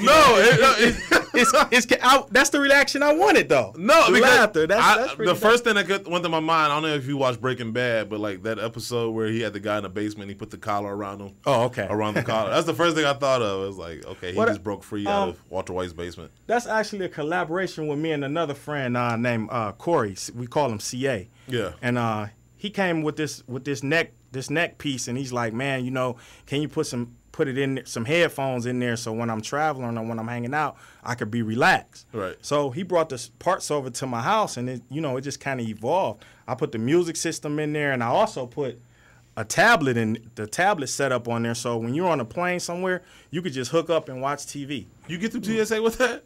I'm sure you probably could. And and I have another video. I have another video with my son doing the demonstration, and it also has a cup holder on the unit. Yeah. So like while you're relaxing, hands free, you can have your drink right there also. Right. You know, just trying to make cool stuff, man, that the world has never seen. I'm so glad my wife walked out before that video clip played, because the last thing she needs is another reason for me not to move. Guru can have it because he'll be on standby in like the next plane ride we got to go to. He has son to entertain himself. Nah, I would be on standby in Chicago. I made my flights on time. The Chicago. Well, you drove. No, we flew it. They flew us. You flew to Chicago? They flew us from Chicago, and I made that no problem. No, you talking about when you went to go to see Nike? Yeah, I'm talking about when we go out of town. No, I'm gonna be fine. I good. You sure? Yeah, I'm fine. I'm totally fine. Well, I swear to God, I can't wait to see LA. I'm serious. I'm telling you, betting 1,000 right now when it comes to being late. So there was like 500. Before we got on, or when you first showed up, we were talking, and there was something you said about one of the reasons you do this is to inspire and show, that, you can you elaborate more on that? Well, first thing is my goal is to inspire and entertain. Mm-hmm. To get your attention, I have to entertain you. Right. And with the creativity, that's the portion that's entertaining, and then I'm inspiring you to do the things that you want to do. It's a lot of people got ideas, but it seems like, in my opinion, they're scared to try new things because they're worried about what people might think. Yeah. And my thing is, man, just try it. You never know what it can evolve to. Okay, so hypothetically, right, if I were to be like, okay, add a speaker to my shoe, how much would that cost somebody listening? Usually I'm adding speakers to, if you bring your own shoe, I'm doing the sneaker for about $60. And it just depends on the shoe and the placement. It just like with this particular shoe. I had room to be able to add a large size speaker to it. Right. And then put all the electronics like up underneath the sole. So like a high top would be like preferred then, like. Yeah, a high top. I mean, I have done some low tops. It just depends on what the shoe gives me, and also I might add some pieces to the shoe just to kind of store the different electronics. So like, what if somebody wanted an entire outfit? Would it be like surround sound? No, that'd be your size 15. I was about to get to that. Your size. Oh, there's plenty of room in there. There's plenty of room. You got IMAX to your shoe. Got a subwoofer in my shoe. And I also have jackets that I do too. Like one of my jackets, you might see a video. I got a camera system built in that syncs to your phone because of all the issues that we were having with the police. I wanted people to be safe and be able to have that footage. That's a good call, right? Yeah, I mean, it's just a world that we live in. I want people to be protected and be able to have that footage. Or you might see something crazy that's going on, and bam, you got it pre-recorded, and you just standing there, and you don't look obvious. Mm-hmm. So that's a good plan. Actually, I might actually. Take what about you this up on cooler? that. What would that cooler range for? Actually, this is just a prototype unit, but I do build some of the coolers that just have the beverage dispenser and the Bluetooth system, and the whole cooler setup like that would be $150. But this product that has the hot dog grill built in, I'm not selling that one yet. But I do have another product that I'm doing with my kids called the Travel Grill, which is basically just a small unit, and it has basically a skillet built in on top, and it has a storage for all your food, like you could pre-season all your meats and everything. And once you get to the park, you just pull it out, open it, and just slap your meat and stuff on there and cook. And it's an easy cleanup too. That video is also right there. That's my son Josh and Charles. So you can just slap your meat right on there. Slap it right on there. Caesar, let's keep this on track, all right? No. You don't come back here and get us on track. I know, right? Yes, I have to for the future of the show. Yes, I do. I mean, first of all, get your mind out the gutter. All I did you said it. You said like 2 or 3 times. No, that's the first time I said it. You can't. You said y'all had the little first news segment with the song, and then slap. You say slap the meat on there twice. You don't come back and dictate. You say slap you do not come back on there twice, bro. I control this. Slide the meat on there. It's the Dick Box Podcast. You just slap the meat back on that grill. Yep, you just and that container down at the bottom, it has a lid. You can just pre-season it when you get where you're going. You just take it out, slap it on there, and cook. So what's keeping that suspended in air? I can't see from the other side. What's keeping it suspended? It's the technology. It's the way that I have it set up. It'll never fall or bend or tilt. And it has this small basically isobutane tank. This is cheaper than charcoal. This is a $5 tank, and you can pretty much cook for an army with that setup. Someone asked on the YouTube, can you feel the electronics in the sole of the shoe? No, you can't. Okay. So how long does it take to cook the is it like the same amount of time as it would on a normal grill? Or? Same amount of time as on a normal stove. Okay. That's just a pan that's been fabricated. All you gotta do is just slap your meat on there. Just slap your meat on there. Okay. It's just a cheap, inexpensive way just to evolve from the grill setup, all that charcoal and stuff like that. Right. And still have the same quality of food and still be able to cook like you're at home in your kitchen. I mean, that's very convenient. I mean, to just be able to slap your meat out anywhere. Yeah, and it's simple. You don't have to worry about it breaking because it's all metal. Right. That's what's up. No, I'm down with that. Done by Magic. Who's Done by Magic? Was that a phone call? I don't know. I don't know what the fuck just happened. I know, like it does look like it's cooking itself though. There's you kind of see it from there. Oh, the butane under there. Yeah. Oh, okay. No, I mean more power to you, man. I mean, you know what? It does look innovative and whatnot. I remember, like I said, when I first saw it, I was kind of like, why? But actually hearing you explain it and talking to you, I mean, there's crazier things out there. So, you know, more power to you. Hopefully, you, like I said, you were just on these shows. Yeah, I was on Steve Harvey's Thunderdome. Which you won that, right? Yeah, I won Thunderdome, which airs 9:00 p.m. on Sundays. So what did you win? I won $10,000. Ooh. And I'm using that money to put towards manufacturing this product. I already have my CAD designs, and I'm gonna take that stuff to the manufacturer and get some production prototypes built, and then I'm going straight to Amazon to take pre-orders. And Panda Express is on you after the show.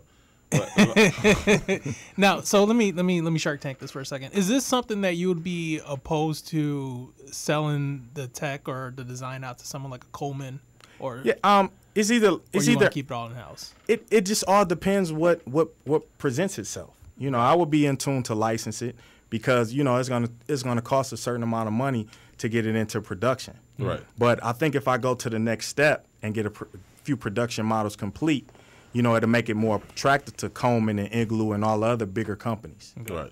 I would say definitely do whatever you do. Don't sell it. I would say you can license it, but don't sell it because if it does successfully, you can also pass it down to your kids. Right. And what you got on that cooler family, you want that to be a family. And that's business. what it's about. And like the video you saw with my children, it's all about building generational wealth. Yeah, that's the key. Ownership. You know, and that's the only reason that's the reason why I do it. Ownership and passing stuff down. Just like the earlier segment, you know, you was talking about Jumpman and different things with the city. Right. You know, when he first started off as a cop, he never knew that he would be in this predicament. Right. You know, and that's pretty sad that people tell you that, you know, you're good for life and you get into that comfort zone where, you know, when you retire, if something happened, they're going to have your back. But really, that's not really true in the society we live in. But the hard way. if you own some stuff, you know you can guarantee that your family is going to be okay. Right. You can guarantee that those royalties going to keep coming in. Right. And when you leave this earth, it's comforting to know that, hey, my family going to be okay. Right. Because that's my main thing. And that's why I started doing this with my kids. That's why the name of their company is Evolution, because they're evolving from me. Right. And to show other kids and other parents that, you know what, you might be a good cook or a good, you know, baking cookies and stuff and say, damn, you know what, I do this with my kids. Let's start a small business. Right. And then you teach them about entrepreneurship. Even if they do decide to go to college, that's fine. But you also got your college degree and your career, and you also have a business on the side that you run with your family. Right. So it just gives more of a guarantee that things are going to be okay. And that's why I was so disappointed when George Foreman sold his to the people. You know, he was I got to check. But if they buying it for this money, they're going to make double of it afterwards. Right, but it just all depends on the situation. You know, he might have had investors going to that with him, and they just said, George, we just want to buy you out. You know, it's different circumstances. You know, because even when you're doing this, you still want to. A lot of times, people get investors, you know, people like that because they want protection. Just like if I tried to manufacture this on my own, and even though I have a patent and everything, just say a big company wants to try to duplicate it, and I try to take them to court. Do I have enough money to take them to court for a long haul? Right, because they're going to keep pushing the court date. Sometimes you need that muscle behind you like a Dan Gilbert or a Mark Cuban, so they know, like, hey, man, if I try to infringe on his stuff, he got that powerhouse that's running with him. Right. You know, do they really want to go to war? Right. Because business is war at the end of the day. It is. Yeah. But no, I mean, more power to you. So if people want to follow you or, like, learn more about your product, where can they find out? You can follow me on Facebook at Charles Coleman. I also have my YouTube page, King of Innovation Mad Scientist. And also, I have a website for the coolers and everything at the Ultimate Tailgater. That's GatorCooler.com. And that's Gator, just like one word. GATR? Yeah. Okay. Yeah. And they can follow you on Instagram where? Because I know you got your Instagram and then you have the other Instagram is Coleman Brothers. Okay. That's actually how the shoe got going. My brother, he actually was like, man, why don't you put Bluetooth in the shoe?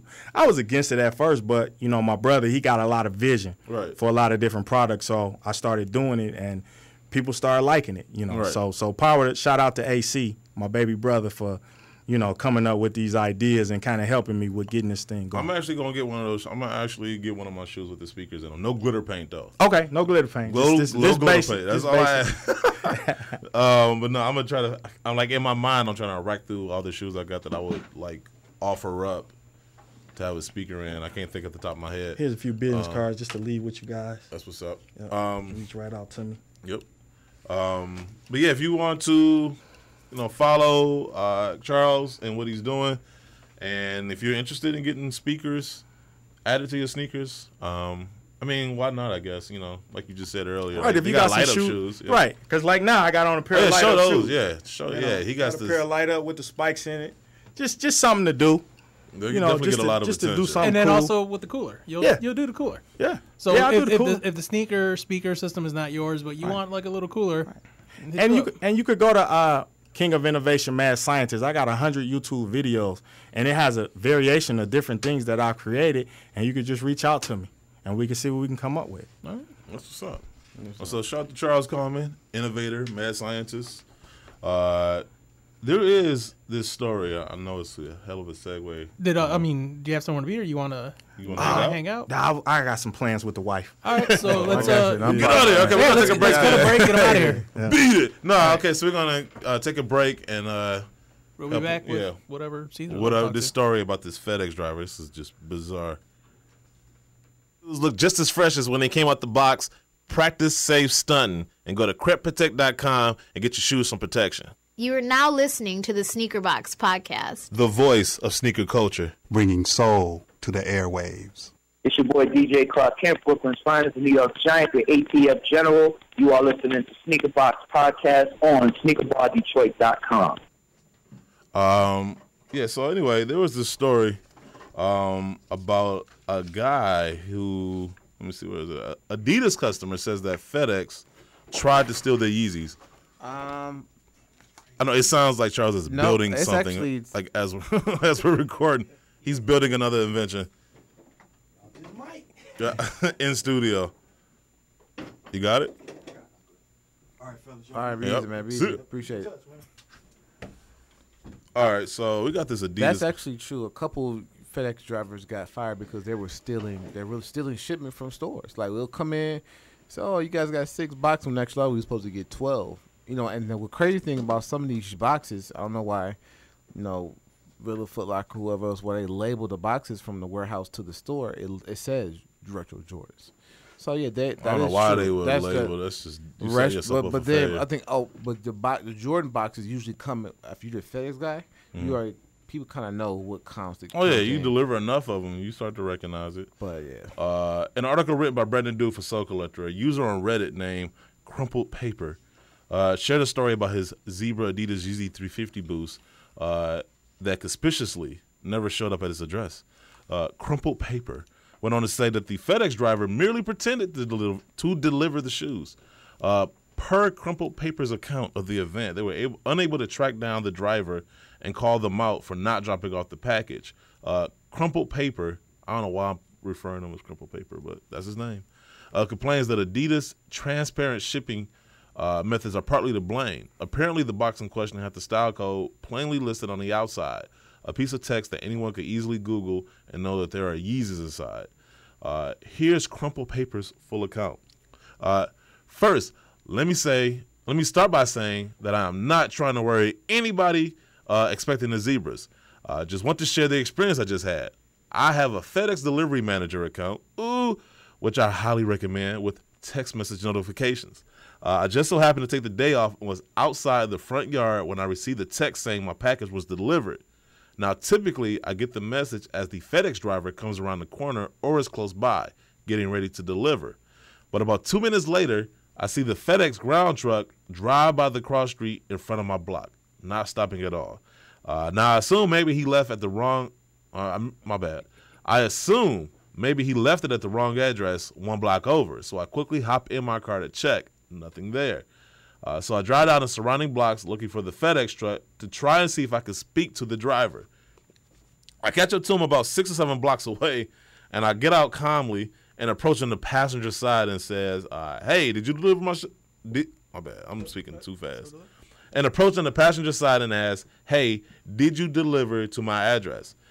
He got really nervous and started fumbling with what I guess is his delivery list and says, your address? Yeah, I just dropped it off. I then proceeded to tell him how I was outside and watched him drive past my block. He responds with, I left it on the corner. Who leaves a package on the corner? To which I said, which corner? He said, the corner of my street, but on the next block further north. Makes sense. Yeah, it makes perfect sense. So I asked if he can retrieve the package for me as, one, I didn't want to walk up to a random house and take a package off of their porch, even if it was mine. And two, if he was lying, I didn't want to go on a wild goose chase while he disappears. He says he will and will drop it off. He pulls away and I follow him, which is a good move on his part. As he pulls up on the corner he left it at, in air quotes. I pull in front of his truck again and watched as he walked into the back of the truck and exited through the back with 2 packages, my zebras and vitamins from my downstairs neighbors. So he stole the zebras and some vitamins. I guess he wanted to look cool and work out. He did it in such a way where he thought I wouldn't see him, but sadly I did. He walked up to my car and handed me the packages saying, I'm glad you caught up to me. It would have sucked if we lost your package, definitely. Especially this one. Note this, though. And then he immediately stopped talking as if he knew he just, told on himself. I said, thanks, and drove off. When I got home, I proceeded to call FedEx, and they advised me he was a driver hired by the owner of that truck. Wait. Okay. So what? So I think I know what you're about to ask. Okay, yeah. Okay, so the way FedEx operates is there's route owners. So you can hit up FedEx and get a certain area or route, and you hire your own FedEx drivers. I don't know if you've ever noticed that some FedEx drivers will show up in Penske trucks, and not always necessarily FedEx trucks. So while they are FedEx employees, they are contracted out by an owner of a route that kind of what's the word I'm looking? Franchised out, the FedEx name and stuff like that. That's how they. What? Okay, that just sounds. I mean, that just sounds cumbersome, first of all. It is and it isn't. It's, if you're a route owner, you have a couple drivers under you that, manage, for instance, my FedEx driver at my job, he operates in the Oak Park area in Madison Heights. Those are his routes. Those are the routes the guy that hired him owns and licensed out through FedEx. I know, I don't know, it just kind of seems like you open yourself up to more situations like this. Yeah, but it's also easier for FedEx to be like, yo, wipe their hands clean of the situation. Talk to the contractor. Yep. Yeah. You know what? In my experience, when people contract things out there's always issues close to this that me personally, I would never want to deal with as a business owner. No, but, and I think, not to give all FedEx workers a bad name, I've, dealt with FedEx for near almost a decade, and they've always been really, really good guys. Do you have a manager account like this guy in the story? I have a corporate account. Ooh! See, Guru's looking at me like, I'm just taking out managers, corporate accounts. I don't even have an account. No, but when I first saw this early before we started recording, I was really shocked to see that this wasn't something that USPS did, because this is totally something. But see, that's my point though. You can hold people more you can hold them to a higher standard of responsibility when they're actually your employees as opposed to subcontracted out. Mm. Because it just seems too many things can run amok. And it being FedEx. And I'm surprised I haven't heard this story more often because I know. Because a lot of those dudes just they want to take the shit off their truck and fucking move on. They're not sitting there investigating it. Right. USPS gives no fucks, and you can blatantly catch them lying, and they will just look at you like I don't. I know. I mean, there's been my passport. I never got it. Never got it. That wasn't FedEx, though. That was actually USPS. I never got my passport, ever. They say, because I guess they say they can scan it, when they get to your house now. Mm-hmm. So, it sends off a GPS alert, and so they're able to look up where it was delivered to. But the thing is, they can scan it and then throw it right back on the truck. And that scanning is more for, USPS, so they can keep track of where their drivers are at what time. Yeah. It's the better. They don't give a shit. No, it's just to optimize their time. So Post office, I feel like post office has the best shipping. Like no issue. Yeah. Because that's me where, personally too. I ship stuff or I buy something on eBay and it comes from the United States Postal Service. I usually have it. It was just one time where my package weighed like 1 ounce more than it was supposed to, and I had to go pick it up and pay $1. But outside of that, the tracking is pretty cool. FedEx's quantum tracking system is way better. USPS's is I guess when I buy my stuff on eBay, it lets me know. Because of eBay, it syncs the tracking with the app, so it lets me know, hey, your package is on the way, or it hits this packaging center. Yeah. So, but I agree with that. Like, but you prefer FedEx?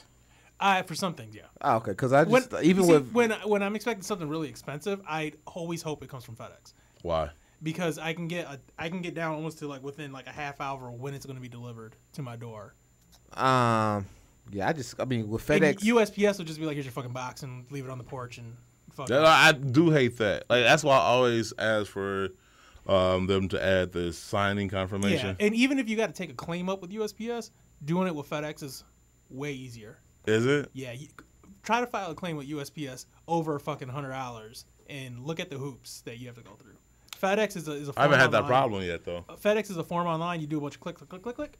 You get a message. You get your check. You're good. Okay. Yeah, just that. As far as from being a manager store, the other store manager had experience. One manager didn't get all her retro blue 12. They were missing. They had to do a deep research. Come to find out the FedEx driver was stealing the shoes that he was delivering to her store. He wasn't giving her all her shoes. So I mean, it's different vantage points. And I'm not gonna name names or say anything, but in my history of doing the sneaker thing, I have been privy to be in some back rooms of some consignment shops. And I have seen some FedEx boxes sealed up that were not meant for that store. So, there you go. So I mean, you pumping up FedEx over there and stealing people's shoes. They're probably the shoes that were supposed to go to Villa in the back of this. It's quite possible. There you go. So I think we just solved that mystery right there on the air. All right, so let's get to the release dates. Release dates brought to you by SneakerBarDetroit.com, the #1 source of sneaker news and release dates. Today, July 1st, there are a number of shoes. I think everybody knows that the Air Jordan Retro 5 flight suit comes out. They also have the Nike KD10 fingerprint. You have 2 colorways of the Nike Kobe AD. That's the Purple Stardust and the Igloo. You have the Adidas Match Court High RX2. You have a number of the Adidas Harden LS shoes. You have pack is dope. Yeah, the Nightlife, the Fast Life, the LA Life, and the Sweet Life. You also have 3 colorways of the Nike SB Paul Rodriguez 10. You have the White Pure Platinum, the Black White, and the Dark Team Red Black Sail. Also have the Reebok Instapump Fury Ultranet OG.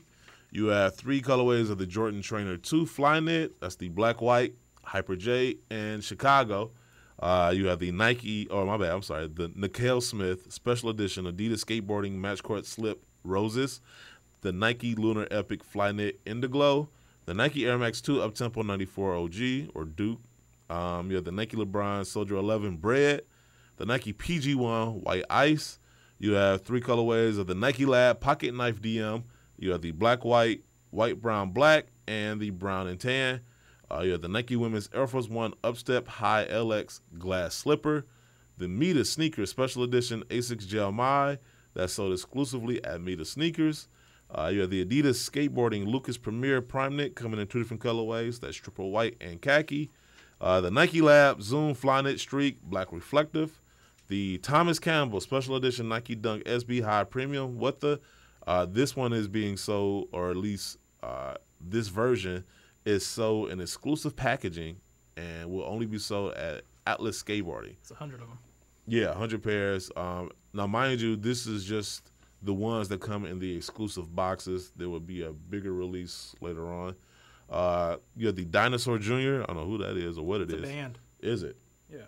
Okay, Converse pack. The Adidas Adi Zero Prime Boost Trace Khaki, and the Nike Air Max 2 Uptempo White Black. That shoe is being released in Asia only today. Monday, July 3rd, you have the Nike Women's Air Max 1 Paris, sold exclusively through Nike Sneakers Paris. Limited to 50 pairs sold worldwide. So 25 pairs are being given to like friends and family, and then the remaining 50 will be sold through the Nike Sneakers app. Sold. Yeah, sold, air quotations. Wednesday, July 5th, you have the Thomas Campbell Special Edition Nike SB Dunk High Premium Water. Thursday, July 6th, you have the Nike Women's Dual Racer Dark Gray. The Kvadrat? It's pronounced Gordon. How am I supposed to pronounce that, White Ranger? I think the K's might be silent. Oh, Vadrat. Special Edition Adidas Stan Smith collection. I think it's pronounced Smith. It's just the way I read it. Oh, the Smith Special Edition Adidas Stan Smith? Yeah, isn't that how you spell Smith? Man, Kvadrat. How are you producing the show if you can't spell that? If you can't pronounce it? Maybe I'm wrong on this one. That's Smith? It's pronounced Gordon. Oh, my God. We got the Puma Ignite Limitless Net Fit, the Nike Air More Up Tempo Scottie Pippen PE, Nike Women's Air Max 97 Marina Blue. We have 3 colorways of the Nike Zoom Maria Flynet Racer. That's multicolor, pure platinum, and pale gray. You also have a women's version of the Mariah Flynet Racer, and that's string. We have the Foot Patrol Special Edition Converse 1 Star. You have the Thomas Campbell Special Edition Nike SB Zoom Stefan Janowski, and the same color scheme and breakdown as the Dunks that are coming out the week before. Friday, July 7th, you have the Tom Sachs Special Edition Nike Mars Yard 2.0. There's a lot of shoes, man. I love that Tom Sachs shoe. Do you? Yes, I wanted it. I wanted it with the original release, but I just wasn't gonna pay that much. I'm telling you, unless it's free, you paying too much. Oof, I want that shoe. 2 colorways of the Nike Duotone Racer, Gorge Green, Dusty Pink. The Nike Air Vapor Max is coming in 2 different colorways as well, the Chrome Blush and the City Tribes. And then you have the Puma. The T might be silent. Yeah, Sugi Netflix. Netfit. It's pronounced Gordon. I almost went the whole show without that, too. Saturday, July 8th, you have the Adidas EQT Support RF Prime Knit Zebra. 2 colorways of the EQT Support. It's pronounced Gordon. That's Wonder Pink and Coral Black. I don't know what's up with me today. The Nike Dunk Low JP Uncle Chinshin. That is being sold in the Mita Sneakers location in Tokyo. The Nike Harajuku and Nike Lab MA5. You also have the Air Jordan Retro 5 Premium Triple Black. They can keep that garbage. I'm sorry, man. I ain't a big fan of none of those 5s that they tried to come out as premium. You also have the Air Jordan Retro 6 Low GS Mint Foam. The Air Jordan Retro 1 High OG Kai 54. They can keep those as well. That's a huge letdown, especially from last year's releases. You also have the Air Jordan 31 Low Kai 54 and the Extra Butter Special Edition Puma Clock Kings of New York pack. That will be sold exclusively at New York City's Poison Rouge. Thursday, July 13th. It's pronounced Gordon. What? That would be Poisson Rouge. Oh my God. It's Poisson. the red fish. Poisson Rouge. Poisson. I can't believe it. We are not doing SneakerCon Paris. No, I'm just we're not. You would embarrass the hell out of me, and I'm not going with you.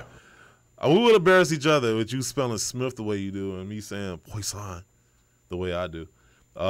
Thursday, July 13th, you have the Nike Air Vapor Max Deep Red, the Nike Air Max 1 SC Jewel University Blue, a number of Adidas NMD R2 Prime Knits that they have yet to get the colorways of, but it's like at least 11 pairs. Friday, July 14th, you have the Nike KD10 Igloo and the Nike Kyrie 3 GS Mac and Cheese. And then finally, Saturday, July 15th, you have the Air Jordan Retro 2 Decon coming in 3 different colorways, Thunder Blue, Bio Beige, and Triple Black. The Nike Dunk Low JP Mismatched, that is releasing exclusively at the Atmos location in Japan. The Nike Harajuku, and obviously the Nike Lab MA5. You also have the Nike Kyrie 3 Aqua, the Adidas Ultra Boost 3.0 Limited Multicolor, and the Nike Kobe AD Next University Red. There's a number of shoes coming out, but I really don't feel like talking about it. So, because there's a lot of shoes coming out, man. And then we were just talking about this earlier, man. There's too many shoes coming out, and it's kind of cool for me personally to see shoes sit because of that. But at the same time, too, if I'm the brands, I got to be like, look, man, we need to slow down the pace of it because And you're gonna have that. Like if you're in the business of making money, but you're making so many shoes to the point where people can't buy it all, then I mean, what's the point? Like if you space it out more, then that allows people more breathing room to buy shoes. You know what I'm saying? Like they can afford to buy the shoes now as opposed to having to like pick and choose out of the 32 that came out today. Yeah, that was a really long list. Yeah, like it's 32 shoes that came out today. One day, not the week, just in one day. You know, so it's just like, throw them options out there. Yeah, I mean, there's 7 days in the week. You can kind of space it out. I mean, you ain't got to fill up every day of the week with shoes either. But, you know, that's neither here nor there. I mean, they're not going to listen to anything I got to say about it. So let's get to the lady sneakerheads of the week.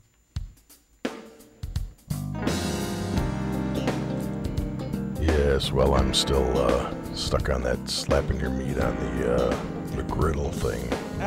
Sizzling. I could just see Francis's face every time that was said. Yeah, I was dying. Yeah. What was that? Oh, he's talking about throwing the meat in the grill? Slapping his meat on the grill. Slapping that meat. Yeah. And it's just, I mean, that's a Tuesday afternoon for me, but. I think we need to have just a pause, a little moment of reflection on that. Hey, is there a grill at the house in Dallas? Didn't he, like, suspiciously walk out at that point, too, of the show? I think so, yeah. I think he was, probably wanted to go slap dropped his the meat mic and he walked out. Is there a grill at the house in Dallas? Yes. I'm going to slap my meat. Oh, my God. Oh, man. You on Red Ranger. Guru is just like, fuck, man. No, now he wants to go to Dallas. I left LeBron's house for this. With that. I can't wait for Dallas. Man, I would have rather walk in some Air Force Ones to Africa than hear y'all talk about meat all day. Oh, you should have been last week. You missed it. Yeah, you missed it last week. There are no bears or sharks or anything in that room, are there? No, but there is some wildlife in Texas, though. I understand, yeah. Instigate an attack and just he can justify beating them up. I don't know if you can consider cattle to be like a wild animal. A bull will fuck you. Yeah. Just wear a lot of red. A bull will wreck your life. Yes, yeah, I'm sure it would. Hey, with that, this is the Sneaker Box Podcast, Lady Sneakerheads of the Week, brought to you by Dee Dee Negron and her Kick It with Dee Dee 365 project. Now, Francis, if I were looking for that, where would I find that? MySpace. I mean, Instagram. Wow. You are now officially. Is MySpace still a thing? You are officially off the show. Your mic is killed. Oh, man. Education time in Dallas. Sorry about that, Dee Dee. We all know that it's on Instagram. I love you, Dee Dee. Yeah. You better love Not as much as I do. I got that Puerto Rican love for her, though. Oh, man, see. Wow, hot and spicy. So I got to give a couple of shouts. I got to send a little love. It's like going back to school, you know, the entry-level class. Radical M101. Got to give a little shout to Hannah, my secret lover. She's also the wifey, Hannah the wifey, and so I guess that's a problem all unto itself. Oh my, I want to tie her up.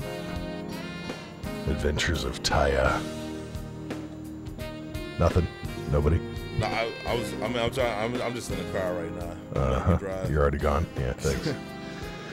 Okay, send a little love to, you know, the best thing about small hands, Francis. What's up? Of course, small gloves. Gotta give a shout to Tiny Miss T. I don't know if it's Misty or Miss T. Yeah. I don't know. Good question. Let's ask her. And who doesn't love Victoria? Vic Von B. I hope it's Victoria anyway. Which road? Hope she is a Victoria, I should say. Or Victor. No, not into Victor. That may be your thing. Not for me, thank you. I gotta send a little shout out to Amber Rain. Let it rain down. All that love on Amber Rain.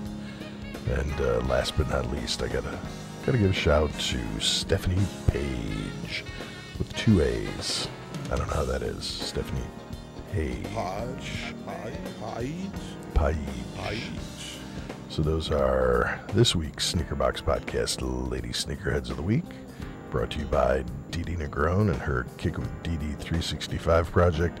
And if I were to go to a smart person like Guru, where would I find that? Find what? Yeah, thanks. He's on Instagram. You can find Dee Dee's Kick It with Dee Dee project on Instagram. Yes, thank you. Wow. She's been everywhere. No, I was reading this segment on sneakers. Oh, well, that's good. Okay. Try that on your time, not on my time, okay? Yeah. Yeah, Wow. girl.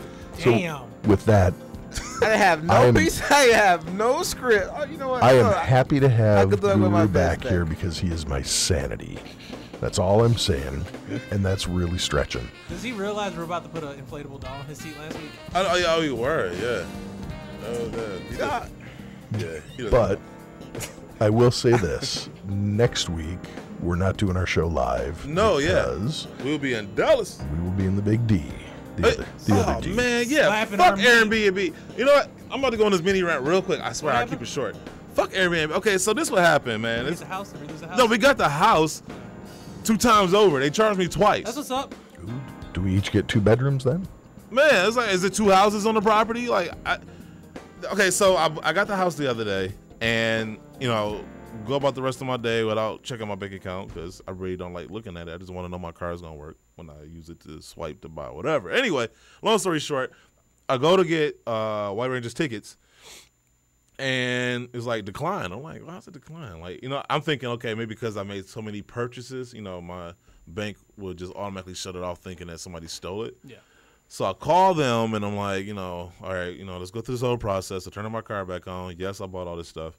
And they're like, well, no, you don't have no money in the account. I'm like, what are you talking about? And they're like, well, you got charged twice by Airbnb for the same amount. And I'm like, man, so I got charged a lot. A lot. And I'm like, man, are you kidding me? So I call Airbnb. And so the bank, first of all, the bank was like, well, because they didn't actually take the money out of my account. It was just being held. Mm-hmm. So they were like, all that we will require from them is to fax us a letter just saying, we overcharged them and, you go ahead and release it. Okay, cool. Call Airbnb. First of all, good luck waiting. That thing, I actually had to put my headphones on at some point because I got tired of holding the phone up to my ear. Like 3 or 4 different occasions, they had me waiting like 25 plus minutes just to talk to somebody, right? Finally get to somebody the first time, and they're like, well, it'll be 3 to 5 business days. Okay, one, I don't have 3 to 5 business days for that amount of money to just be tied up. No. 1, 2, plane tickets don't get cheaper as we get closer to the date. You got to get him in his first class suite. Exactly, right? And so I'm like getting irritated, and I'm like, dude, all it require from you is a fax, a letter. Well, that's above my pay grade. Nah. Okay, cool. So you just forever lost my business. Like, if you motherfuckers are too lazy to fax a letter to my bank so I can get my money today, then I don't want to do business with you. No. So he was like, well, I got to forward this up to somebody more important. Okay, cool. Supposed to get a phone call back. But of course, this was your mistake. You screwed this up yourself, right? Oh, yeah, exactly. I chose to pay for the same property twice. Wait, that doesn't make sense. So, so I'm annoyed. Never got a phone call. Never got anything from him. So I called back 3-4 hours later. Once again, the last time I called, I had to wait like over 30-something minutes just to talk to somebody. Maybe over 40 minutes. Finally get a hold of somebody. They're like, pretty much they say the same thing. Like, oh, well, we're going to forward this. We're going to expedite this, yada, yada, yada. So then I go on Twitter, and I made a post like, you guys suck. Like, thanks for the shitty service. And I screenshotted each time that I called and the length of time in which I had to, like, wait. And that's when they, responded. And, all of a sudden they want me to send them messages and, like, why are you doing this to us? I'm like, why are you doing this? You're the one holding my money up. I'm not holding your money up. I didn't go in there and take your money. So, long story short, I don't even know if they sent me the money back yet. They might still be on that 3 to 5 business days bullshit. Are you going to write a Yelp review on this and then read it on the air? Good point. Yeah. I will. I might just do that. I might just Yelp them to death. And I'm not suggesting that our listeners do this, but if they were so inclined, maybe throw a post up about. They could always tweet it out or retweet your post. Fuck Airbnb. How about that? Just tweet that out. Simple. I think so. It's easy to remember. Fuck Airbnb. How do you spell that, please? F-U-C-K, just the last part. And then at Airbnb. Okay, got it. And follow Home and Away. Or is it just Home Away? I don't know. Follow Home Away. Because if that's what I got to deal with Airbnb, I'm just going to deal with Home Away from here on out. So, I mean, it's not like they're losing millions, but, they're losing at least a couple of grand a month. Well, and being a media outlet, you're spreading the word about it. And that's the price. Screw them. So now I gotta wait. Long story short, and I wanted the 5s. Like I was on the fence, and I was just kind of like, yeah, okay, I might just get them. Nah, I can't even get them. I'm probably gonna have to pay like crazy resale prices now because I could have got them for retail, but since Airbnb just decided to keep my money and probably fucking getting interest off of it. I do have a size 15 though in the up tempo, the Pippin ones, the white with the black letters with the Pippin logo on the back. I will take that. I just crazy. I just thought about it when you look in your shoe size. I grabbed it. How much are they going for? They want retail 160. I want those. Get them. Hold them for me. I just realized that I went to grab a 12 yesterday for a customer. I'm like, damn, 15? Damn it, this is live too. I guarantee somebody's running to Toledo right now. Nah, but it's Toledo. Make a phone call one of the running employees. to Toledo. Well, that's true. But no, I got you. I worked to Monday, but no, I'm going there to pick Oh, up that my leaves 5s. 2 days for somebody to screw me. No, Watch, I put it in my office, but I actually have to go there to get my Ooh, here's an office. I have to go get my size 5, my retro 5s. Okay, y'all ain't got a size 15 in those though, do y'all? What? Come on, Nike. All right, well, anyway, man, we're about to wrap up this show. A couple of shout-outs. Shout out to Mike Rich. Follow him on Instagram, Rich_Mike23. Also check out his YouTube channel, Rich's Kicks. Sean Paper Chester Williams and D Wells from OSD Live. They're supposed to be coming back soon. They might have already. I don't know. I've been so busy working crazy hours. Check out the past and present episodes on iTunes, the Android podcast apps. Also, remember to check out our sister shows, the Monday Midsole, tomorrow or Monday at 8 p.m. on the Monday Midsole's YouTube channel. Also, check out the Soul Food Sneaker Show on Wednesday at 8 p.m. Eastern Standard Time. Excuse me, on the Soul Food Sneaker Talk YouTube channel. And also make sure to follow Sneaker Files Podcast. I don't think they go live just yet, but you can follow them and download their episodes on iTunes and Google Play and SoundCloud. And remember to use Crep Protect, the official partners of the Sneaker Box Podcast, to clean and protect your shoes from anything life or nature throws at it. Get the most out of your sneakers. Practice safe stunting. Go to crepprotect.com to get your shoes some protection. They also have the laces available, but that's overseas at places like JD Sports or Foot Locker UK. Also, too, the hat protectant, the spray, is now available here in the States. You can get those at Foot Action, Foot Locker, Kids Foot Locker, and Champ Sports. So people that like to wear hats like I do, definitely, or Francis, definitely get your hands on that. As we said before, we will be in SneakerCon Dallas or Irvine. Yeah. Next weekend. Shout out JD Norm. Yeah. Get in the van. I'll be down there.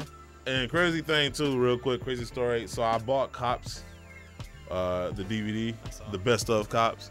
Because if anybody listened to the SneakerCon Chicago show, they would have heard that there's a drinking game that you can play to watching Cops. It's actually Bullet RC's idea. So everybody's supposed to come over and partake. I only play if we do it with 151, make it real interesting. Hey, whatever. All right.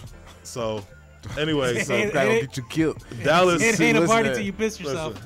Dallas ought to be very interesting just on that alone. So anyway, me, Francis, MJ will be in Dallas, and then everybody but Francis should be in LA. Yep.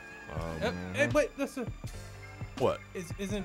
Well, I just said everybody but Francis. Oh, okay. No. White Ranger will be in Dallas too. I'm sorry. Yeah. White Ranger will be in. I mean, obviously, can we? I was wondering if you were trying to give me a subliminal message. Give you a hint. Yeah. No, I mean, we can't do the show without you. I mean, we can do the show without me. We cannot do it without you. I looked at the house. We're splitting the room with the bunk beds in it.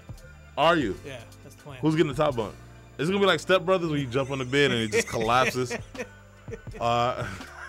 This makeshift bunk bed. So anyway, Dallas ought to be one hell of a trip. I'm looking forward to it. Just getting the hell out of the city. Actually, I got 3 trips coming up. I got Dallas, Chicago, and then LA. So fancy.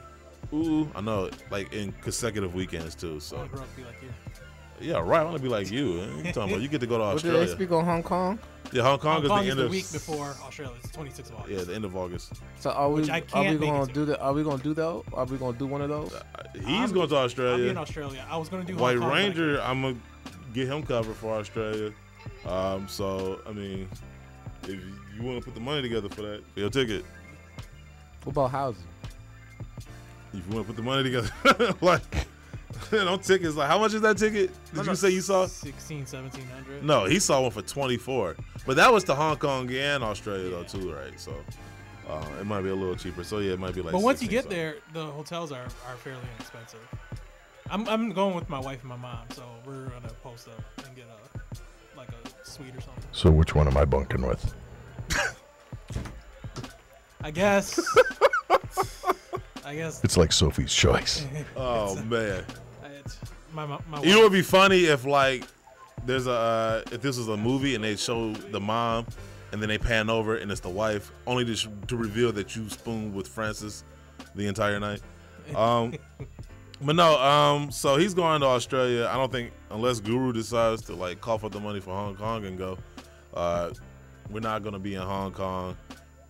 We're real people with real jobs and families and whatnot. So, you know, there's only so much time I can get off. And if I'm going to a Hong Kong and Australia, I would want at least 2 weeks off. Because, I mean, it would be more feasible to go to Hong Kong and then go straight to Australia from there. Yeah, they're like the weekend apart. So. Yeah, so, you know. Yeah, I've got a wedding that weekend. I got to go pick up some lovelies. You gonna go crash a wedding? Yeah. You wedding crasher? I didn't get invited. I'm just showing up. Whatever. Yeah, because from Hong Kong to Australia, it's only like $200. Yeah, so I'm not even gonna go do that. So we will. So there'll be a show from Australia, not from Hong Kong, and then Atlanta is like later on in September. So it is September 22nd. I think. Yes, so we'll be in Atlanta. I definitely got to see my mans Mike Rich and T Ward, man. I got to go down there and kick it with them. When in September? What is that? The August? No, but when in September? September 22nd. September 22nd. You going? I might be in Mexico. God damn, you know. I'll be there. God damn it, Francis! I swear. Yeah, we're real people with real jobs. I know, right? Some of us are real people with real jobs. This hologram with this fake job he has over here. No. Did y'all know Kylie, the Jenner's copywritten Negroes in hip hop? The fuck you just said to me? What did you just say? It was just. I'm like, he just sounded like he's offended. My thing is like, people are like, it's not. I accept the name Guru not for what I know, but that I'm constantly learning. So like, I have like little things, so I kind of read up on things. Yeah. In between, so I have something to add while I'm short. So, but it just came. You know, Apple has little news things and it came across, and it was like. I mean, are you surprised? Yeah. Yes. He's the most culture appropriating family I've ever met in my life. But I said met, like I said. But my thing is that I've ever seen in my life. I'm pretty sure the industry is like high school. Did you see those shirts? I didn't see the shirts. The industry is like high school, right? Yeah. So it's like everybody, even like the sneaker community, right? We kind of know each other, what goes on when you hear things. So I'm pretty sure they got a whiff of that before it actually happened, and nobody said nothing. So you didn't see the shirts where it's like Tupac and Biggie with their faces on Instagram? No, I didn't see nothing. I don't on top of it. I say what? Yeah, it was like Tupac, and then it's like Kylie Jenner like getting out the pool on Instagram, like screen printed on top of Tupac. Yeah, you didn't see that shit? I see why Jay-Z dropped his album now. Oh, this is too much coonery going on. Hey, Kanye, talk to your family, man. I was a big Kanye fan, but I've lost a lot of respect from him. Because you were the spokesperson for black people for the musically. You were against the grain. You started making too much money, man. And you became, not only, we humans, we all contradict ourselves, but you went to become the biggest contradiction. Yeah. You're going to that family and... No, he's making more money and he's hanging in different circles. You know what I'm saying? Man, so his money was going to change. No, I agree with you. Regardless, it's just that. I'm just saying, like, I agree with you as far as the change. I'm just explaining how he's changing and why. You know what I'm saying? He's lost his consciousness because he's not part of that element no more. You know what I'm saying? Like, if you, like, I'm not going to be up on what's happening in Japan because I'm not in Japan and it's off my radar. You know what I'm saying? When he's not in the hood no more and he's not dealing with the same stuff me and you got to deal with, it's not in his radar no more. You know what's in his radar? But actually, Kendrick and all of them, they don't live in the hood, but they still conscious of it. But they still tied to it. Kanye is not, he's no longer tied to Squirrel. Yeah, Chicago, the way he fights with Chicago, he met with Trump allegedly to talk about Chicago. So with you can't say, yo, still care about the hood and you go. We going on and on right now, but we will say this for the next show, Dallas, and then whatever happens after that. So look for us in Dallas. Oh yeah, we got any word for the day from Jumpman? Yep. Life is a series of 1,000 tiny miracles. Notice them. Oh, short and sweet. I like it. All right. Unlike the ending so far. All right. So I'm African Caesar, Francis, Guru. We'll see you guys next time. We out. All right. Peace.